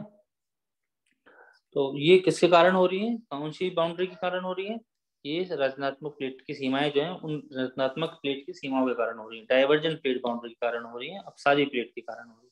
ठीक है, तो भ्रंश घाटी हो गई। यहाँ पर ये उदाहरण दिया हुआ है, आपको दिखाया हुआ है ये चित्र में, जो शेड वाला पार्ट है, ये जो पूरा पार्ट दिख रहा है ये ऐसे बना हुआ है, ठीक है, ये है रिफ्ट। यहाँ पर क्या हो रहा है, ये पार्ट इधर जा रहा है और ये पार्ट इधर जा रहा है, ठीक है। इसके जाने की वजह से बीच में टूटन बन गई है, दरार बन गई है। और ऐसा कहा जाता है कि धीरे धीरे काफी समय बाद ऐसा होगा कि जो ये वाला पार्ट है, इतना ये पार्ट ये टूट के अलग हो जाएगा, बीच में फिर जो समुद्र है वह समुद्र आ जाएगा, अफ्रीका का इतना भाग अलग हट जाएगा और बीच में फिर समुद्र आ जाएगा, तो ये कहीं ना कहीं एक प्लेट और बन जाएगी, ठीक है। तो इसके बारे में आपको ध्यान रखना है।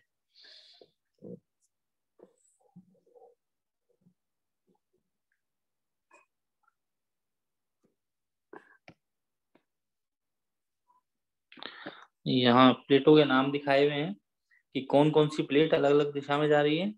यहाँ पर एक ये आपकी अफ्रीकन प्लेट, और यहाँ पर सॉरी नूबियन प्लेट भी बोल देते हैं। यहाँ पर ये जो अफ्रीकन प्लेट है, सोमालिया प्लेट, ये इधर दिशा में जा रही है। इनकी वजह से यहाँ पर टूटन मच रही है। यहाँ पर जो एक लेक देखने को मिलती है उसे बोलते हैं लेक टंगाइनिका, और ये जो लेक है ये वो लेक कहलाती है लेक विक्टोरिया। तो अफ्रीका के अंदर ये दोनों लेकें जो हैं, ये जो झीलें हैं, ये दोनों काफी महत्वपूर्ण है, लेक टंगाइनिका और लेक विक्टोरिया। यूपीएससी में क्वेश्चन पूछ लेता है कि लेक विक्टोरिया या लेक टंगाइनिया के ऊपर, तो ये जो घाटियां, सॉरी ये जो झीलें बनी हैं, ये झीलें किस कारण बनी हुई हैं, तो आपको उसमें लिखना है कि ये प्लेट विवर्तनी के कारण बनी हुई है, ठीक है। इनका निर्माण जो हुआ है वह अपसारी प्लेट के वजह से बना है, प्लेट टेक्टोनिक्स की वजह से बना है, प्लेट विवर्तनी की वजह से बना है। अब जब ये रिफ्ट वैली बनती है, रिफ्ट घाटी बनती है, तो इनकी वजह से एक अलग तरीके का आपको लैंडफॉर्म भी देखने को कभी कभी मिल जाता है, जिसको बोलते हैं ओलाकोजन, ठीक है। हिंदी में भी इसको क्या बोलेंगे, ओलाकोजन बोलेंगे, ठीक है। तो ओलाकोजन क्या है, ये कई दरार वाली घाटियां जो हैं, जब वो 3 दिशाओं में अलग अलग जाती हैं तो उसे हम बोल देते हैं ट्रिपल जंक्शन, ठीक है। और परस्पर जहाँ पर एक प्रकार की अपसारी सीमा है, ठीक है, और जहाँ पर 3 जो टेक्टोनिक प्लेटें हैं वो 120 डिग्री के कोण पर आपस में मिल रही हैं, तो वहां पर ट्रिपल जंक्शन बन जाएगा। अब लेकिन उसमें क्या हो रहा है कि जो ट्रिपल जंक्शन की जो 2 भुजाएं हैं, ठीक है, वो तो एक पूरे महासागर का निर्माण करने के लिए विभाजित हो जाती हैं। एक जैसे यहाँ पे देखने को आपको मिल रहा है, ठीक है, एक भाग ये निकल गया है, एक भाग ये निकल गया है, तो ये पूरा भाग और ये बीच में क्या बन जाएगा, यहाँ महासागर बन जाएगा, ठीक है। तो ये पूरा महासागर का निर्माण कर रही है यहाँ पर। और जो ये वाला पार्ट है, ये इतना जो छोटा सा पार्ट रह गया, ये भ्रंश घाटी रह जाती है। तो जो तीसरा प्रकार है जिसे बोलते हैं असफल दरार या ओलाकोजन, ठीक है, ये एक दरार घाटी बन जाती है, जिसको हम भ्रंश घाटी बोलते हैं, जिसको हम रिफ्ट वैली बोलते हैं। तो ये जो बन रही है, ये बन रही है रिफ्ट वैली, क्योंकि इसमें उतनी तेजी से मूवमेंट नहीं हो पाया, और ये हो गया हमारा एक बड़ा सा ओशन बन जाता है, ठीक है। तो यहाँ पे क्या होता है, अटलांटिक महासागर का एक ट्रिपल जंक्शन का परिणाम है, ठीक है, अटलांटिक महासागर जो बना है आपका। तो अटलांटिक महासागर के अंदर आप देख सकते हैं कि इस तरीके कैसा बना हुआ है। एक तो बीच में क्या है आपके अटलांटिक महासागर, यहाँ पर नॉर्थ अमेरिका, इसको मैं व्हाइट कलर से बना देता हूँ। एक एक तरफ आपका नॉर्थ अमेरिका, फिर साउथ अमेरिका हो गया, ठीक है, यहाँ पर यूरोप है, यहाँ पर अफ्रीका है, ठीक है। तो एक तो ये महासागर बन गया, ये दोनों जब टूटे अलग हुए ये क्षेत्र, और इसका एक ओलाकोजन बन गया, ये जो कहलाता है भूमध्य सागर, मेडिटेरेनियन सी। तो यहाँ पर भी ये ओलाकोजन देखने को मिल रहा है। ऐसा ही ओलाकोजन आपको यहाँ भी देखने को मिलेगा कुछ समय बाद, इस अफ्रीका के ऊपर भी। बीच में से जब टूट के ये दरार निकल जाएगी तो ये महासागर बन जाएगा। इसका जो एक पार्ट टूट रहा है थोड़ा सा, ये थोड़ा अलग जाएगा और ये ओलाकोजन बना देगा, ये छोटी सी भ्रंश घाटी बना सकता है यहाँ पर, ठीक है। तो क्योंकि ट्रिपल जंक्शन में काम हो रहा है, इधर अरेबियन प्लेट है, इधर ये प्लेट है, इधर अफ्रीकन प्लेट है और ये पूरी प्लेट है, तो मेन इनके अंदर कारण बनेगा, ये ओलाकोजन कहलाता है। कभी इसके ऊपर प्रश्न आ जाता है, तो इसीलिए जरूरी था मैंने आपको बता दिया। ये पूरा एक बड़ा डायग्राम है, फिगर है, जो कि डिटेल में आपको समझाने की कोशिश की गई है कि कैसे अलग अलग जो प्लेटें हैं वो काम कर रही हैं। तो उस डायग्राम को पूरा ध्यान से समझें आप। अब यहाँ पर मैं एक करके आपको बताता हूँ, उसको डायग्राम को समझाता हूँ। यहाँ पर हम तीनों प्लेट की बात कर रहे हैं, कन्वर्जन प्लेट की बात कर रहे हैं, डाइवर्जन प्लेट की बात कर रहे हैं और ट्रांसफॉर्म प्लेट वाली बात भी कर रहे हैं। तीनों प्लेटों को देखेंगे। तो अब यहाँ देखिए आप कि पृथ्वी के भीतर ये जो है, ठीक है, एक प्लेट इस दिशा में जा रही है, एक प्लेट इस दिशा में जा रही है, ठीक है। अब सारी प्लेटें हैं, तो अब सारी प्लेट दो अलग अलग दिशाओं में जा रही है। उसकी वजह से क्या हो रहा है, इन दोनों के अलग अलग जाने की वजह से बीच ये प्लेट टूट रही है। टूटने की वजह से बीच में यहाँ दरार पड़ती है और समुद्र के ऊपर जो दरार पड़ने की वजह से जो बीच में से फिर ये पूरा लावा भरा हुआ है, मैग्मा लावा बाहर निकलता है और ये मैग्मा लावा बाहर निकल के यहाँ पर ठंडा हो जाता है और ये पूरा एक यहाँ पर थोड़ा सा उठा हुआ एक चट्टानों का पार्ट बना देता है, चट्टानों का भाग बना देता है। इसे हम क्या बोल देते हैं, मध्य सागरीय घटक, ठीक है। मिड ओशनिक रिज, ये मिड ओशनिक रिज कहलाएगा। और यहाँ पर ये समुद्र जो है इसका क्षेत्र फैल रहा है, बड़ा हो रहा है, इसीलिए सी फ्लोर स्प्रेडिंग के अंदर इसके बारे में बात की गई थी, ठीक है। ये इसका डायग्राम है, दो अलग दिशाओं में बाउंड्री जा रही है। फिर दूसरी आती है कन्वर्जेंट प्लेट बाउंड्री, ठीक है। इसे बोलते हैं अभिसारी प्लेट, इसे बोलते हैं विनाशकारी प्लेट, इसे बोलते हैं कन्वर्जेंट प्लेट बाउंड्री या डिस्ट्रक्टिव प्लेट बाउंड्री, ठीक है।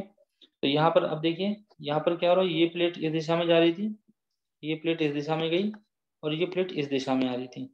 दोनों प्लेटें यहाँ पर टकराई और टकराने की वजह से जो प्लेट भारी होती है वह प्लेट दूसरी प्लेट के नीचे धंस जाती है, वहां पर सबडक्शन होता है। तो यहाँ पर ये प्लेट बड़ी थी, भारी थी और ये इसके नीचे सबडक्ट हो गई, ये प्लेट यहाँ ऊपर आ गई। जब ये प्लेट सबडक्ट हो गई, नीचे की तरफ चली गई, ये धंस के आगे नीचे आ गई, तो नीचे जब पृथ्वी के भीतर क्या है, गर्मी है, पृथ्वी के भीतर गर्मी भी है और दाब भी ज्यादा है। तो गर्मी और दाब के ज्यादा होने की वजह से क्या होने लगता है कि नीचे ये पिघलने लगती है, जो प्लेट नीचे धंसती वो पिघलने लगी। पिघल के क्या होगा, क्योंकि चट्टानों की तो बनी हुई होती है, उससे पिघल जाती है और पिघलने के बाद ये लावा बन जाती है। और जब लावा बन जाती है तो फिर क्या होता है, ये लावा पिघल के फिर, क्योंकि जो ये पहले से यहाँ पर जो चट्टाने थी, उन चट्टानों का जो भार था वह अधिक था। जितने पृथ्वी के नीचे जाते हैं उतना भार बढ़ जाता है ना, घन तो बढ़ जाता है, तो इनका भार अधिक था, घन तो ज्यादा था। और जो ये प्लेट टूट के नीचे की तरफ आई, पिघली, इसका जो लावा बना ये थोड़ा हल्का होता है, तो ये इसके ऊपर तैरने लगता है। और तैरने के बाद ये ऊपर नीचे से, क्योंकि आपकी समयनी धाराएं भी आ रही हैं, तो ऊपर इसको प्रेशर की तरफ, ऊपर की तरफ प्रेशर डालेंगे, जैसे कुकर में प्रेशर बनता है ऐसी प्रेशर डालती है। तो प्रेशर डालने की वजह से क्या होता है कि फिर ये इधर इधर से देखो, यहाँ से लावा निकलने लगा और ये यहाँ से लावा निकलने लगा, इस तरीके से टूट के फट के यहाँ पर लावा निकलना शुरू हो जाता है, ज्वालामुखी फटने शुरू हो जाते हैं, ठीक है। और यहाँ पर ये चट्टान इतनी टूट जाती है, कंस्ट्रक्टिव प्लेट, और ये डिस्ट्रक्टिव प्लेट बाउंड्री कहलाती है। कन्वर्जेंट जोन में ये प्लेट बाउंड्री कहलाती है आपकी, ठीक है। इसके कारण से फिर क्या होता है, बहुत सारे अलग अलग प्रकार के आपको क्या देखने को मिलते हैं, लैंड फॉर्म्स देखने को मिलते हैं, ठीक है। तो यहाँ पर दोनों, ये भी ओशियन था, ये भी ओशियन था, तो यहाँ पर दो प्लेटें मिल रही हैं, दोनों प्लेटें ओशनिक हैं, महासागरीय प्लेट हैं, ठीक है। इधर आप अपने पूर्व दिशा में देखेंगे, यहाँ पर क्या मिलेगा, यहाँ पर जो प्लेट बाउंड्री थी ये कॉन्टिनेंटल प्लेट बाउंड्री थी, ठीक है। तो यहाँ पर ये महासागरीय प्लेट बाउंड्री थी, ये भी टकराई, नीचे धंस गई, ये यहाँ पर पिघल जाएगी, फिर लावा निकलेगा, बहुत तेजी से लावा निकलता है और ये लावा यहाँ पर बना के ये इस तरीके से बहुत सारे पहाड़ नुमा आकृतियां बना देगा पहाड़ों की वजह से। ये जो पहाड़ नुमा आकृतियां बन जाती हैं क्या कहलाती हैं, ये कहलाती हैं कॉन्टिनेंटल आर्क, ठीक है। महासागरीय महाद्वीपीय आर्क कहलाती है। और यहाँ पर जो है खाई बन जाती है, जहाँ टकराई वहाँ गहराई बनी, वहाँ खाई बनती है। जहाँ पर दो ये ओशन प्लेट बाउंड्री बन रही है, यहाँ पर भी खाई बनती है। जो इसकी खाई बनती है वो गहरी होती है, ये वाली खाई इतनी गहरी नहीं होती। जहाँ पर कॉन्टिनेंटल और ओशनिक प्लेट दोनों आपस में टकराएंगी, वो उतनी गहरी खाई नहीं बनाते जितनी की दो ओशनिक प्लेट टकराने के बाद गहरी खाई बनाते हैं। ये मिड ओशनिक रिज बनाती है। यहाँ पर ये माउंटेन बन जाते हैं, माउंटेन आर्क बन जाते हैं। यहाँ पर जो टूटने के बाद जो ये जो इसके अलग अलग दिशाओं में जाने के बाद और यहाँ टूटने के बाद जो बनेंगे छोटे छोटे आइलैंड बनते हैं, तो द्वीप समूह बनते हैं। द्वीप समूह कहलाते हैं आपके आइलैंड आर्क, ठीक है, द्वीप समूह आर्क, आइलैंड आर्क कहलाते हैं। और एक प्लेट बाउंड्री होती है जिसे हम बोलते हैं ट्रांसफॉर्म प्लेट बाउंड्री। तो इसमें कन्वर्जेंट के अंदर टकरा गई थी, तीसरी जो है ट्रांसफॉर्म प्लेट बाउंड्री है, ये इस तरीके की। यहाँ पर क्या हो रहा है, इनको दोनों को आपस में एक दूसरे से कोई काम नहीं है, वो कह देती है तू भाई अपनी तरफ चल, मैं अपनी तरफ चलती हूँ, तो दोनों जो है अपनी अपनी धुन में जो है गीत गाता चल मुसाफिर गीत गाता चल, तो गीत गाती हुई मुसाफिर की तरह चल देती हैं, ये अपना इस दिशा में, ये इस दिशा में। लेकिन क्या होता है, अगल बगल से जा तो रही है लेकिन एक दूसरे से रगड़ती हुई जाती है।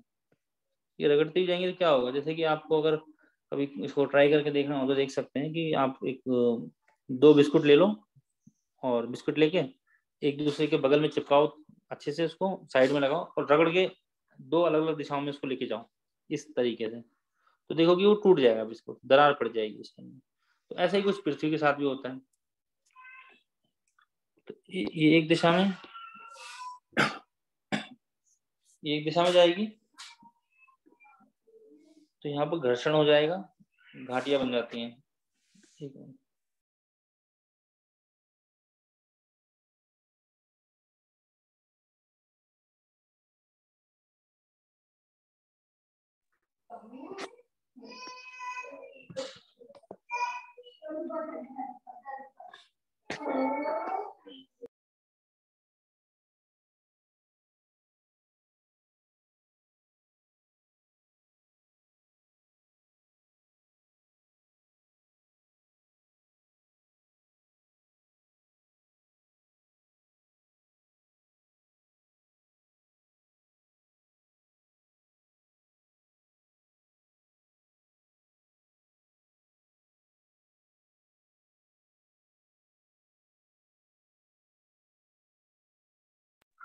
Just 1 minute.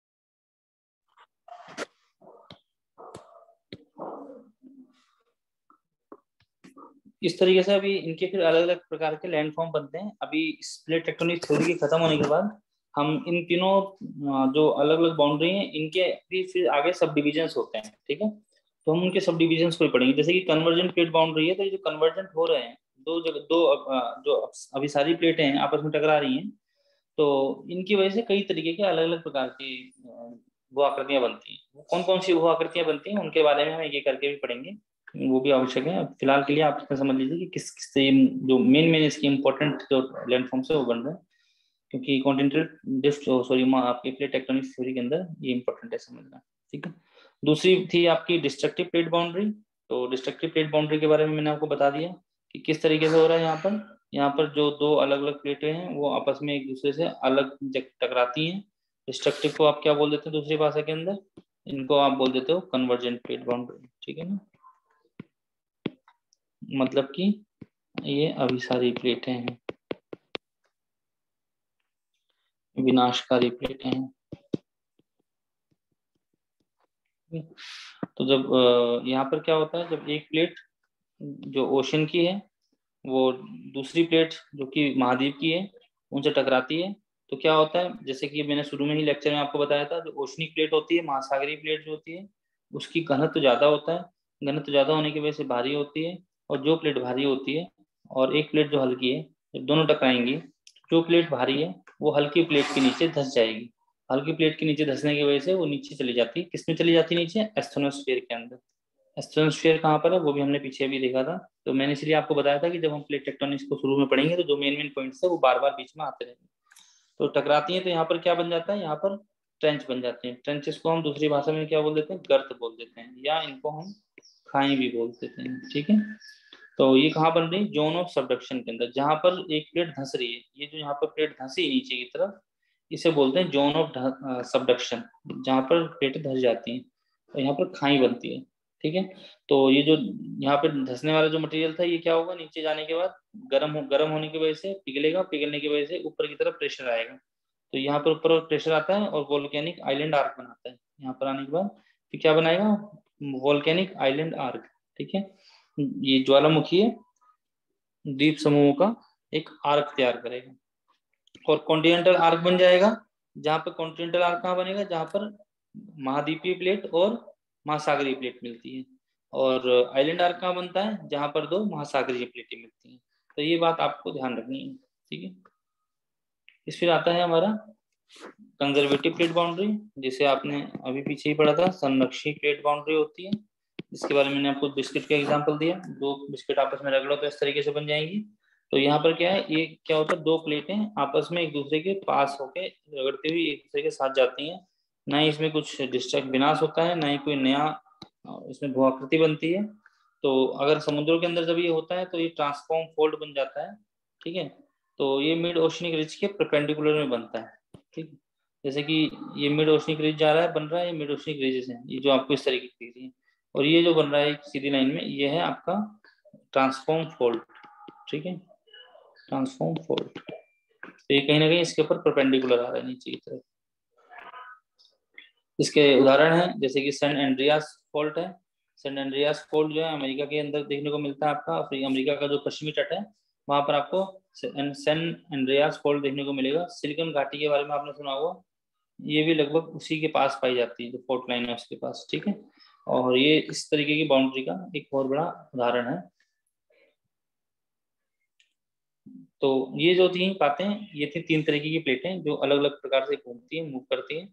और इसके फिर सपोर्ट में कुछ एविडेंस दिए गए थे कुछ, जैसे कि आपके प्लेट सी फ्लोर स्प्रेडिंग के सपोर्ट में दिए गए थे, कॉन्टिनेंटल ड्रिफ्ट थ्योरी के सपोर्ट में दिए गए थे। इसी तरीके से प्लेट टेक्टोनिक्स के सपोर्ट में भी कुछ आपको कुछ साक्ष्य प्रस्तुत किए गए हैं, एविडेंसेस प्रस्तुत किए गए हैं। तो कहीं ना कहीं अगर आप देखें तो जो सी फ्लोर स्प्रेडिंग थ्योरी थी, क्योंकि इसने सिर्फ और सिर्फ पूरे समुद्र के बारे में बात की थी, तो समुद्र की सतह के बारे में बात की थी, तो उसके बारे में हमें पता चलता है जो जो भी उदाहरण दिए थे, समझाए थे। कन्वेक्शन करंट के बारे में बताया था, पैलियोमैग्नेटिज्म के बारे में बताया था। पैलियोमैग्नेटिज्म क्या था?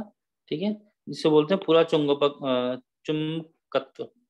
तो पूरा चुंबकत्व जो है वो आपका पैलियोमैग्नेटिज्म कहलाता है। इसका मतलब ये था पूरा चुंबकीय चट्टाने ये सबसे महत्वपूर्ण प्रमाण है। किसके अंदर थी? सी फ्लोर स्प्रेडिंग में थ्योरी में थी। और वही यहाँ भी देखने को मिलती है कि इसमें आपने क्या देखा था, पूरा चुंबकत्व चट्टानों के बारे में। इसमें आपने देखा था कि जब दो प्लेटें आपस में अलग अलग दिशा में चली गई तो नीचे से लावा निकला, ऊपर आया, ऊपर आके समुद्र की सतह पे ठंडा हुआ, और ठंडा होने के बाद फिर ये इस तरीके की चट्टाने बना के चला गया।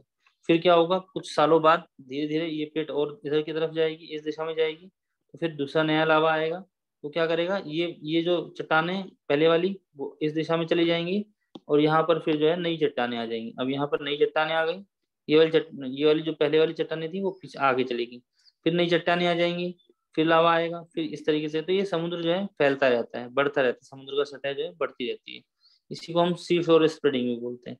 तो इसने ही हमें बताया था कि किस तरीके से ये निर्माण होता है। तो ये एक बहुत बड़ा आपका एक प्रमाण था कि हाँ, समुद्र की जो सतह है, जो महाद्वीप के हैं, वो घूम रहे हैं, मूव कर रहे हैं, और अलग अलग दिशा में जा रहे हैं। ठीक है। और ये जो पैलियोमैग्नेटिज्म मेन आता है, इसके अंदर क्या था कि जब ये अलग अलग दिशा में, सॉरी, जब ये आपका लावा बाहर आ रहा है चट्टानों के लिए, तो इसमें दो चीजें होती हैं।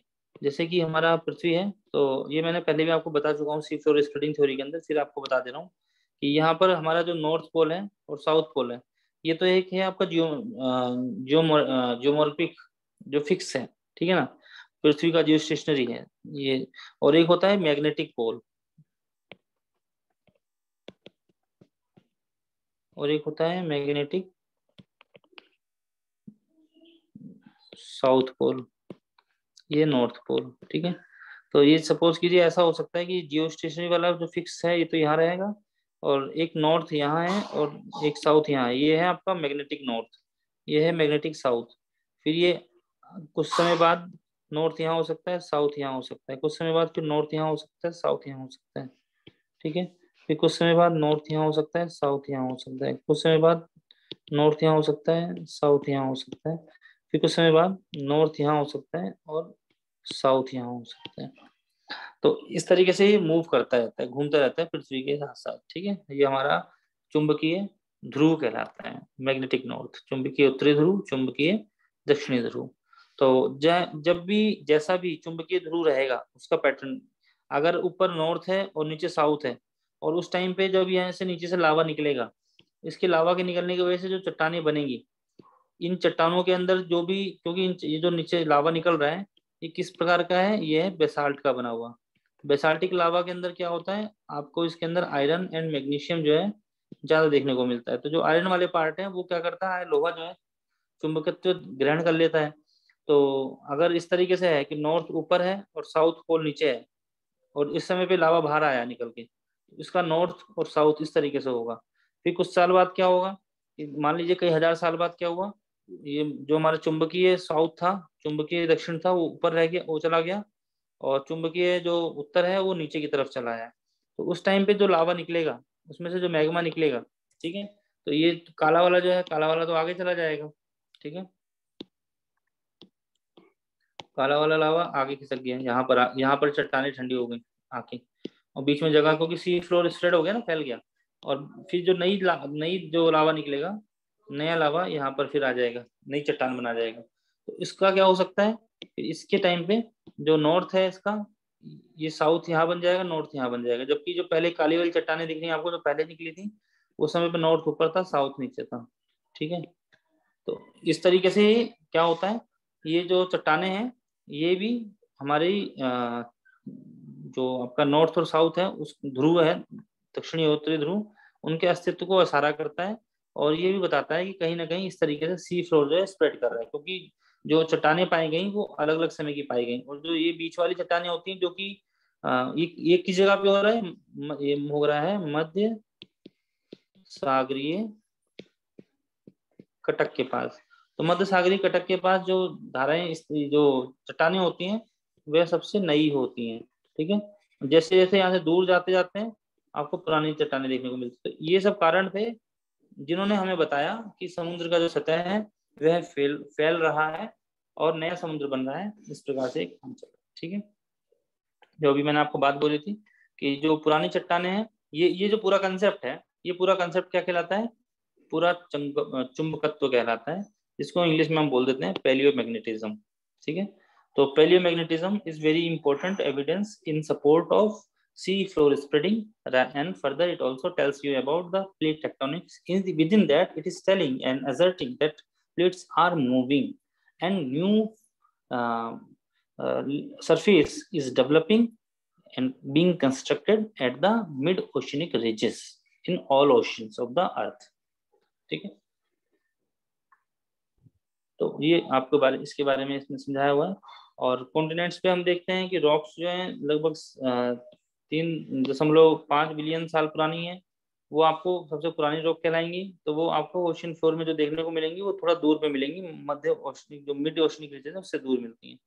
तो इसमें हमारे इतनी पुरानी चट्टानें भी देखने को मिल रही हैं जो कि 3.5 अरब साल पुरानी है, और कुछ ऐसी भी हैं जो 75 मिलियन साल पुरानी है।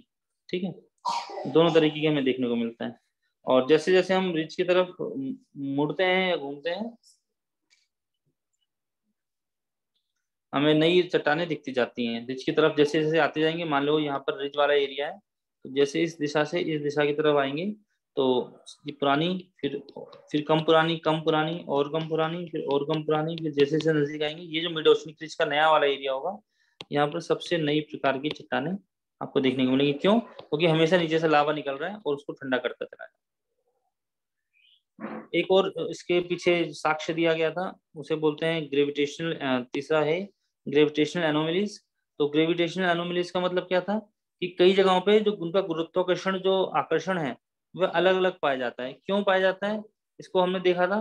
क्योंकि क्या होता है, जो पूरी चट्टान है तो इसमें तो एक जैसा मिलेगा, ठीक है, लेकिन क्या हुआ कि जब ये दो चट्टानें थी और इन दोनों चट्टानों में आपस में टकराव हुआ, और टकराव होने की वजह से एक चट्टान नीचे धंस गई, ठीक है, और एक चट्टान इसके ऊपर यहाँ इस तरीके से रहेगी चढ़ के। तो यहाँ क्या हुआ, इतनी चट्टान का जो एरिया था वो सारा पिघल के खत्म हो गया।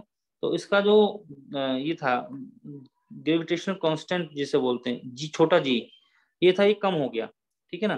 तो जहां पर भी इस तरीके की अभिसारी प्लेट देखने को मिलती हैं, कन्वर्जेंट एजेस देखने को मिलते हैं, वहां पर क्या हो रहा है, वहां पर ग्रेविटेशनल कांस्टेंट जी जो है वह कम होता है। ठीक है, और जहां पर दो प्लेटें अपोजिट डायरेक्शन में जा रही हैं, ठीक है, तो वहां पर क्या होता होगा, वहां पर कि इस दिशा में जा रही है, इस दिशा में जा रही है, यहाँ पर बीच में नई सतह बन रही है, नया कंस्ट्रक्शन हो रहा है, तो यहाँ पर जो गुरुत्वाकर्षण का जो जी है, छोटा जी है, वह बढ़ा हुआ होता है, बड़ा होता है, बढ़ा हुआ होता है। तो इससे पता चलता है कि नई चट्टानें आ रही है। ठीक है ना। तो इसमें उदाहरण के लिए आपको देख सकते हैं कि जो ग्रेविटी का मेजरमेंट था, ग्रेविटी को जब नापा है उन्होंने, तो जो इंडोनेशिया का जो आइलैंड्स हैं उनमें बहुत ज्यादा ग्रेविटी की एनोमली देखने को मिलती है। क्योंकि वहां उसके पास में एक जो इंडोनेशिया के पास एक खाई है, ट्रेंच है, गर्त है। तो गर्त, जहाँ गर्त हो गया वहां पर कम हो गया घी, जहां पर गर्त नहीं है वहां पर ज्यादा हो गया जी। तो इस प्रकार से ग्रेविटेशनल कांस्टेंट जो है वो बढ़ता और कम होता रहता है। उसी को हम क्या बोल देते हैं, ग्रेविटेशनल एनोमलीज, गुरुत्वाकर्षण संबंधी विसंगतियां। ठीक है, तो एक गुरुत्वाकर्षण संबंधी विसंगतियां देखने को जब मिली तो उससे पता चला कि कहीं ना कहीं प्लेट धंस रही है, कहीं ना कहीं प्लेट नहीं बन रही है। ये भी प्लेट टेक्टोनिक्स का एक बहुत बड़ा उदाहरण था। और इसके अलावा फिर आता है भूकंप और ज्वालामुखी। ज्वालामुखी आ रहा है, भूकंप भी आ रहा है, तो प्लेट सीमा जो है जहां जहां भी है प्लेट बाउंड्रीज, वहां पर भी हम वही देख रहे हैं कि वहां वहां पे भूकंप आता है, वहीं वहीं पे ज्वालामुखी आता है। तो इसने भी बताया कि सिर्फ वहीं आ रहा है जहां पर प्लेटें हैं। इसका मतलब क्या है कि प्लेटें मूव कर रही हैं, घूम रही हैं, प्लेटें एक अलग अलग दिशाओं में चल रही हैं, और इसकी वजह से अलग अलग जगहों पे अलग हमें जो रिंग ऑफ फायर देखने को मिल रहा है, वहां पर सारी रिंग ऑफ फायर के पास जो है प्लेटें घूम रही हैं, मुड़ रही हैं, आपस में टकरा रही हैं, एक दूसरे से दूर जा रही है, वहीं वहीं पे ज्वालामुखी निकल रहा है, और उसी के आसपास में जो है भूकंप आ रहा है। ठीक, तो इसके बाद हम समझ सकते हैं कि जो प्लेट टेक्टोनिक्स है उसका हमें फायदा क्या हुआ, उसको आप खुद बता सकते हो कि प्लेट टेक्टोनिक्स हमारे लिए क्यों महत्वपूर्ण है। तो प्लेट टेक्टोनिक्स हमारे लिए बहुत महत्वपूर्ण है क्योंकि जितने भी लैंड फॉर्म्स बने हैं, ठीक है, पृथ्वी के ऊपर जो भी आपके भूआकृतियां बनी हैं, वो सब क्यों बनी, कैसे बनी, उसका आपको उसके बारे में पूरा विश्लेषण जो है प्लेट टेक्टोनिक्स में मिलता है। दूसरा, जो नए मिनरल्स हैं वो पृथ्वी के जो क्रोड है, जो मेंटल है, उससे बाहर आ जाते हैं जब आपका मैग्मा बाहर आता है। तो इसकी वजह से हमें क्या मिलता है, हमें कॉपर, यूरेनियम, इस तरीके के बहुत सारे नए नए अच्छे अच्छे खनिज देखने को मिलते हैं। और ये सब जो है हमें जो प्लेट की बाउंड्री है, प्लेट के बीच में नहीं मिलेंगे, प्लेट की बाउंड्री के पास मिलते हैं देखने को। तो हमें इनके बारे में पता चला कि ये इस जगह पे क्यों मिल रहे हैं। ठीक है, और इस जो, क्योंकि आज हमें पता चल गया कि किस तरीके से जो भूप्रपट्टियां प्लेट्स हैं ये किस दिशा में जा रही हैं, घूम रही हैं, तो हम आगे भी बता सकते हैं कि आगे आने वाले टाइम में किस प्रकार से अलग अलग महाद्वीपों की दिशा होगी, दशा होगी। जैसे कि हम अभी से प्रेडिक्ट कर पाते हैं कि जो ईस्ट अफ्रीकन रिफ्ट वैली है वो धीरे धीरे बढ़ती जाएगी, वहां पर फिर खाई ज्यादा बड़ी बन जाएगी, फिर वहां पे समुद्र बन जाएगा और ये एक पार्ट इसका अफ्रीका से अलग हो जाएगा। ठीक है, तो ये बात हमने इससे प्रेडिक्ट कर सकते हैं। फिर बात आ जाती है इंडियन प्लेट्स की। ये जो इंडियन प्लेट है उसके बारे में हम बात करेंगे। इंडियन प्लेट के अंदर कैसे कैसे मूवमेंट हुआ था उसके बारे में देखते हैं। तो इंडियन प्लेट के बारे में आपको ये दिखाया हुआ है कि इस तरीके से पहले एक लैंड मास एरिया था, इस तरीके का भारत का टुकड़ा था, ये बना हुआ था। फिर ये 71 मिलियन साल पहले की बात है। फिर 55 मिलियन साल पहले ये थोड़ा इतना खिसक के ऊपर की तरफ आ गया। इसकी जो दर थी वो कैसी दर थी, पहले 16 सेंटीमीटर प्रति साल प्रति वर्ष ये बढ़ता चला जा रहा था। ठीक है, फिर धीरे धीरे जब और पास आता गया, टकराता गया, तो इसकी रफ्तार जो है 5 सेंटीमीटर प्रति साल की हो गई थी। तो 55 साल पहले ये भारत यहाँ पर पहुंचा, और फिर 38 साल मिलियन साल पहले यहाँ पहुंचा, 10 मिलियन साल पहले फिर यहाँ पहुंच के फिर टकरा गया।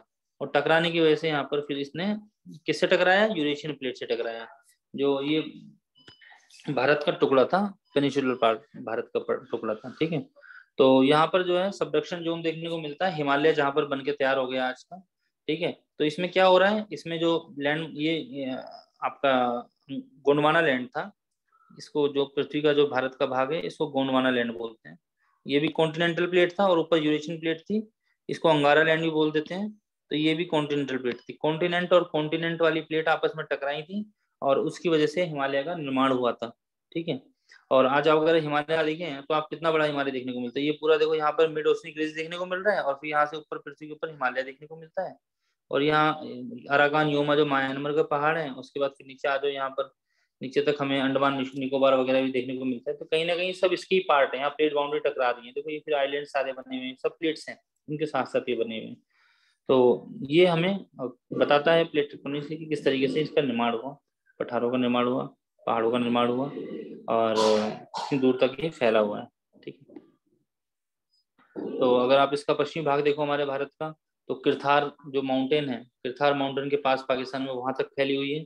और आगे चले जाएं तो जो पाकिस्तान और ईरान का कोस्ट आ जाता है, वहां तक फैली हुई है। देखो किरथार माउंटेन, ईरान का कोस्ट जो है, यहाँ पर पूरी रेंजेस जो है फिर ये निकल जाती हैं, ये देखो। ठीक है, यहाँ तक फैला हुआ है हिमालय का इस पार्ट। इधर जो है आपका अराकान योमा म्यांमार वगैरह निकल के साउथ ईस्ट उत्तर दक्षिण पूर्वी क्षेत्र में चले जाता है। ठीक है, राकिन योमा माउंटेन, अराकान योमा नाम था इसका पहले, उसको राकिन योमा बोलते हैं म्यांमार के अंदर। फिर नीचे जावा की जो गर्त है, जावा गर्त तक चला जाता है। और ईस्टर्न में फिर ये नीचे अगर चले जाएं तो आप इस साउथ वेस्ट जो पैसिफिक ओशन है उसके नीचे तक वहां तक पहुंच जाता है। यहाँ से निकला हुआ है नीचे तक, ये साउथ वेस्ट पैसिफिक ओशन है, इसके पास तक आ गया यहाँ तक पहुंच। ठीक है,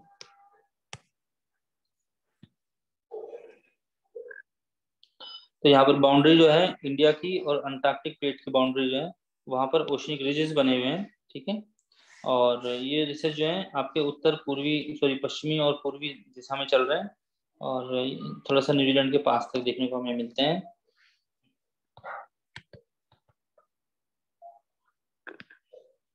तो इसके भारत के बारे में पढ़ लेते हैं।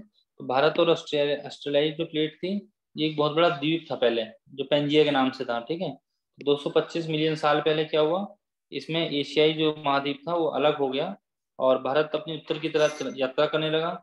और 200 मिलियन साल पहले इसकी यात्रा शुरू हुई थी। 140 मिलियन साल पहले उपमहाद्वीप दक्षिण में 50 अक्षांश रेखा के आसपास तक आ गया।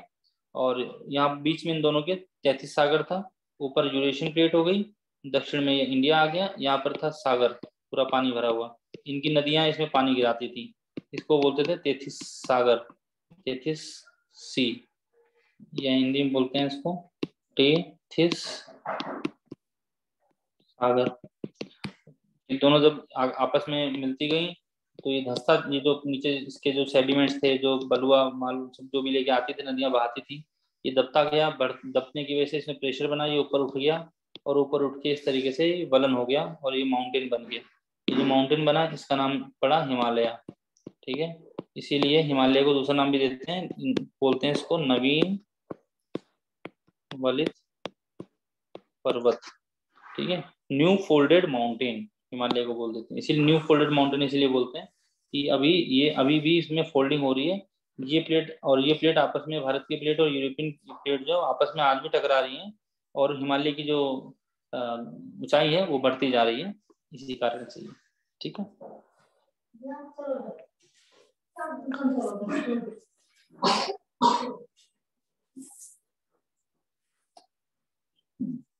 और हिमालय की ऊंचाई बढ़ने के साथ साथ वहां पर आप देखते हैं कि हिमालय में भूकंप भी बहुत आते हैं। यहाँ पर ज्वालामुखी इसलिए नहीं आ पाती क्योंकि हिमालय की ऊंचाई और मोटाई जो है बहुत ज्यादा है। तो ज्वालामुखी जो पृथ्वी के भीतर है वो उतने ऊपर बाहर नहीं निकल के आ पाते, तो इसलिए यहाँ पर ज्वालामुखी तो नहीं आते। लेकिन यहाँ पर आपको खनिज पदार्थ देखने को मिल जाते हैं जो पृथ्वी के भीतर मैग्मा जमा हुआ होता है उसकी वजह से। और यहाँ पर आज भी जो है भूकंप काफी ज्यादा आते हैं। भूकंप काफी बड़ा क्षेत्र है, आज दिन आपको सुनाई पड़ता है तो भूकंप आ रहे हैं। ठीक है। तो ये जो है ये आपको तीनों जो थ्योरीज हैं, continental drift theory, sea floor spreading theory और प्लेट टेक्टोनिक थ्योरी, इन तीनों का इसमें आपको बताया हुआ कि इनके बीच में आपस में क्या क्या अंतर है और क्या क्या समानता है, जो कि आपको ध्यान रखनी है। अब आपके पास इसमें भी प्रश्न उत्तर आ जाते हैं। कुछ प्रश्न उत्तर है वो आप करिएगा, जैसे कि पोलर फ्री फोर्स क्या होती है, किस वजह से आती है। तो हमने बताया था कि जब पृथ्वी घूमती है, पृथ्वी के घूमने की वजह से क्या होता है, सेंट्रीफ्यूगल फोर्स पैदा होती है और वो चीजों को बाहर की तरफ फेंकती है और पोल की तरफ जो चीजें जाती हैं, ठीक है ना, पोल से इक्वेटर की तरफ। तो ये किसकी वजह से हो रहा है, रोटेशन ऑफ अर्थ की वजह से, पृथ्वी के घूमने की वजह से हो रहा है। ठीक है। इसमें से कौन सी माइनर प्लेट नहीं है, लघु प्लेट, छोटी प्लेट नहीं है। आपने देखा होगा नाजका प्लेट जो है छोटी सी है, फिलीपींस छोटी है, अरेबियन छोटी है, लेकिन अंटार्कटिका प्लेट जो है ये काफी बड़ी प्लेट है। इसको छोटी प्लेट नहीं बोलते हैं, बड़ी प्लेट बोलते हैं। इनमें से कौन सा फैक्ट ऐसा है जो कि हमने सी फ्लोर स्प्रेडिंग के अंदर नहीं पढ़ा था। सी फ्लोर स्प्रेडिंग के अंदर हमने पढ़ा था कि जो ओशन की चट्टानें होती हैं ओशन फ्लोर के अंदर, वो उनकी जो चट्टानें, चट्टानों का उम्र वो पता लगाने के बाद हमने उसको पता लगा लिया था चट्टानों की उम्र के हिसाब से सी फ्लोर स्प्रेड कर रहा है, सी फ्लोर बढ़ रहा है। ठीक है ना। हमने इसके अंदर ये भी देखा था कि वोल्केनिक एक्टिविटी होती है, ज्वालामुखी फटते हैं जहाँ पर भी मध्य सागरीय कटक होते हैं। और हमने ये भी देखा कि जहाँ उत्तर वाला उत्तरी ध्रुव जो हमारा चुंबकीय ध्रुव है उत्तर का, चुंबकीय ध्रुव दक्षिण का, वो नॉर्मल होता है और रिवर्स भी होता रहता है। और वैसे ही हमें फिर मैग्नेटिक फील्ड जो है आपके समुद्री सतहों के चट्टानों में भी देखने को मिलती है। लेकिन अलग अलग देशों में, अलग अलग कॉन्टिनेंट्स में अलग अलग प्रकार के जीवाश्म पाए जाते हैं, ये हमने नहीं देखा था। तो सी फ्लोर स्प्रेडिंग के अंदर हमने ये बात नहीं देखी है। ठीक है। इनमें से कौन सा टाइप है जो कि प्लेट बाउंड्री है इंडियन प्लेट की हिमालय के साथ। अभी अभी मैंने आपको बताया कि हिमालय की जो प्लेट, जो आपकी इंडो ऑस्ट्रेलियन प्लेट है, वो भी एक महाद्वीपीय प्लेट है, और यूरोपियन प्लेट है वो भी महाद्वीपीय प्लेट है। और दोनों महाद्वीपीय प्लेटें आपस में आके टकरा रही हैं। ठीक है ना। ये अंगारा लैंड और गोंडवाना लैंड, ये दोनों आपस में टकरा रही हैं। ठीक है ना। तो ये कॉन्टिनेंटल कॉन्टिनेंटल है। कुछ शॉर्ट आंसर्स हैं, इनको आप अपने आप प्रैक्टिस कर सकते हैं, देख सकते हैं। ठीक है। कुछ ही लॉन्ग आंसर्स हैं आपकी प्रैक्टिस के लिए, यूपीएससी के लिए। जब आप मेंस लिखेंगे तब उनके लिए लॉन्ग आंसर्स की जरूरत होगी। तो आज के लिए इतना ही था। ये आपकी प्लेट टेक्टोनिक थ्योरी कंप्लीट हो गई है। अब जो है इसके बाद हम नेक्स्ट थ्योरी को पढ़ेंगे। ये थ्योरी अगली जो है प्लेट टेक्टोनिक थ्योरी की बात की है, उसको हम देखेंगे कि किस तरीके से अलग अलग लैंड फॉर्म्स जो बनते हैं अलग अलग प्लेट बाउंड्रीज के ऊपर, उनके बारे में फिर हम बात करेंगे। आज की क्लास के लिए इतना ही, धन्यवाद।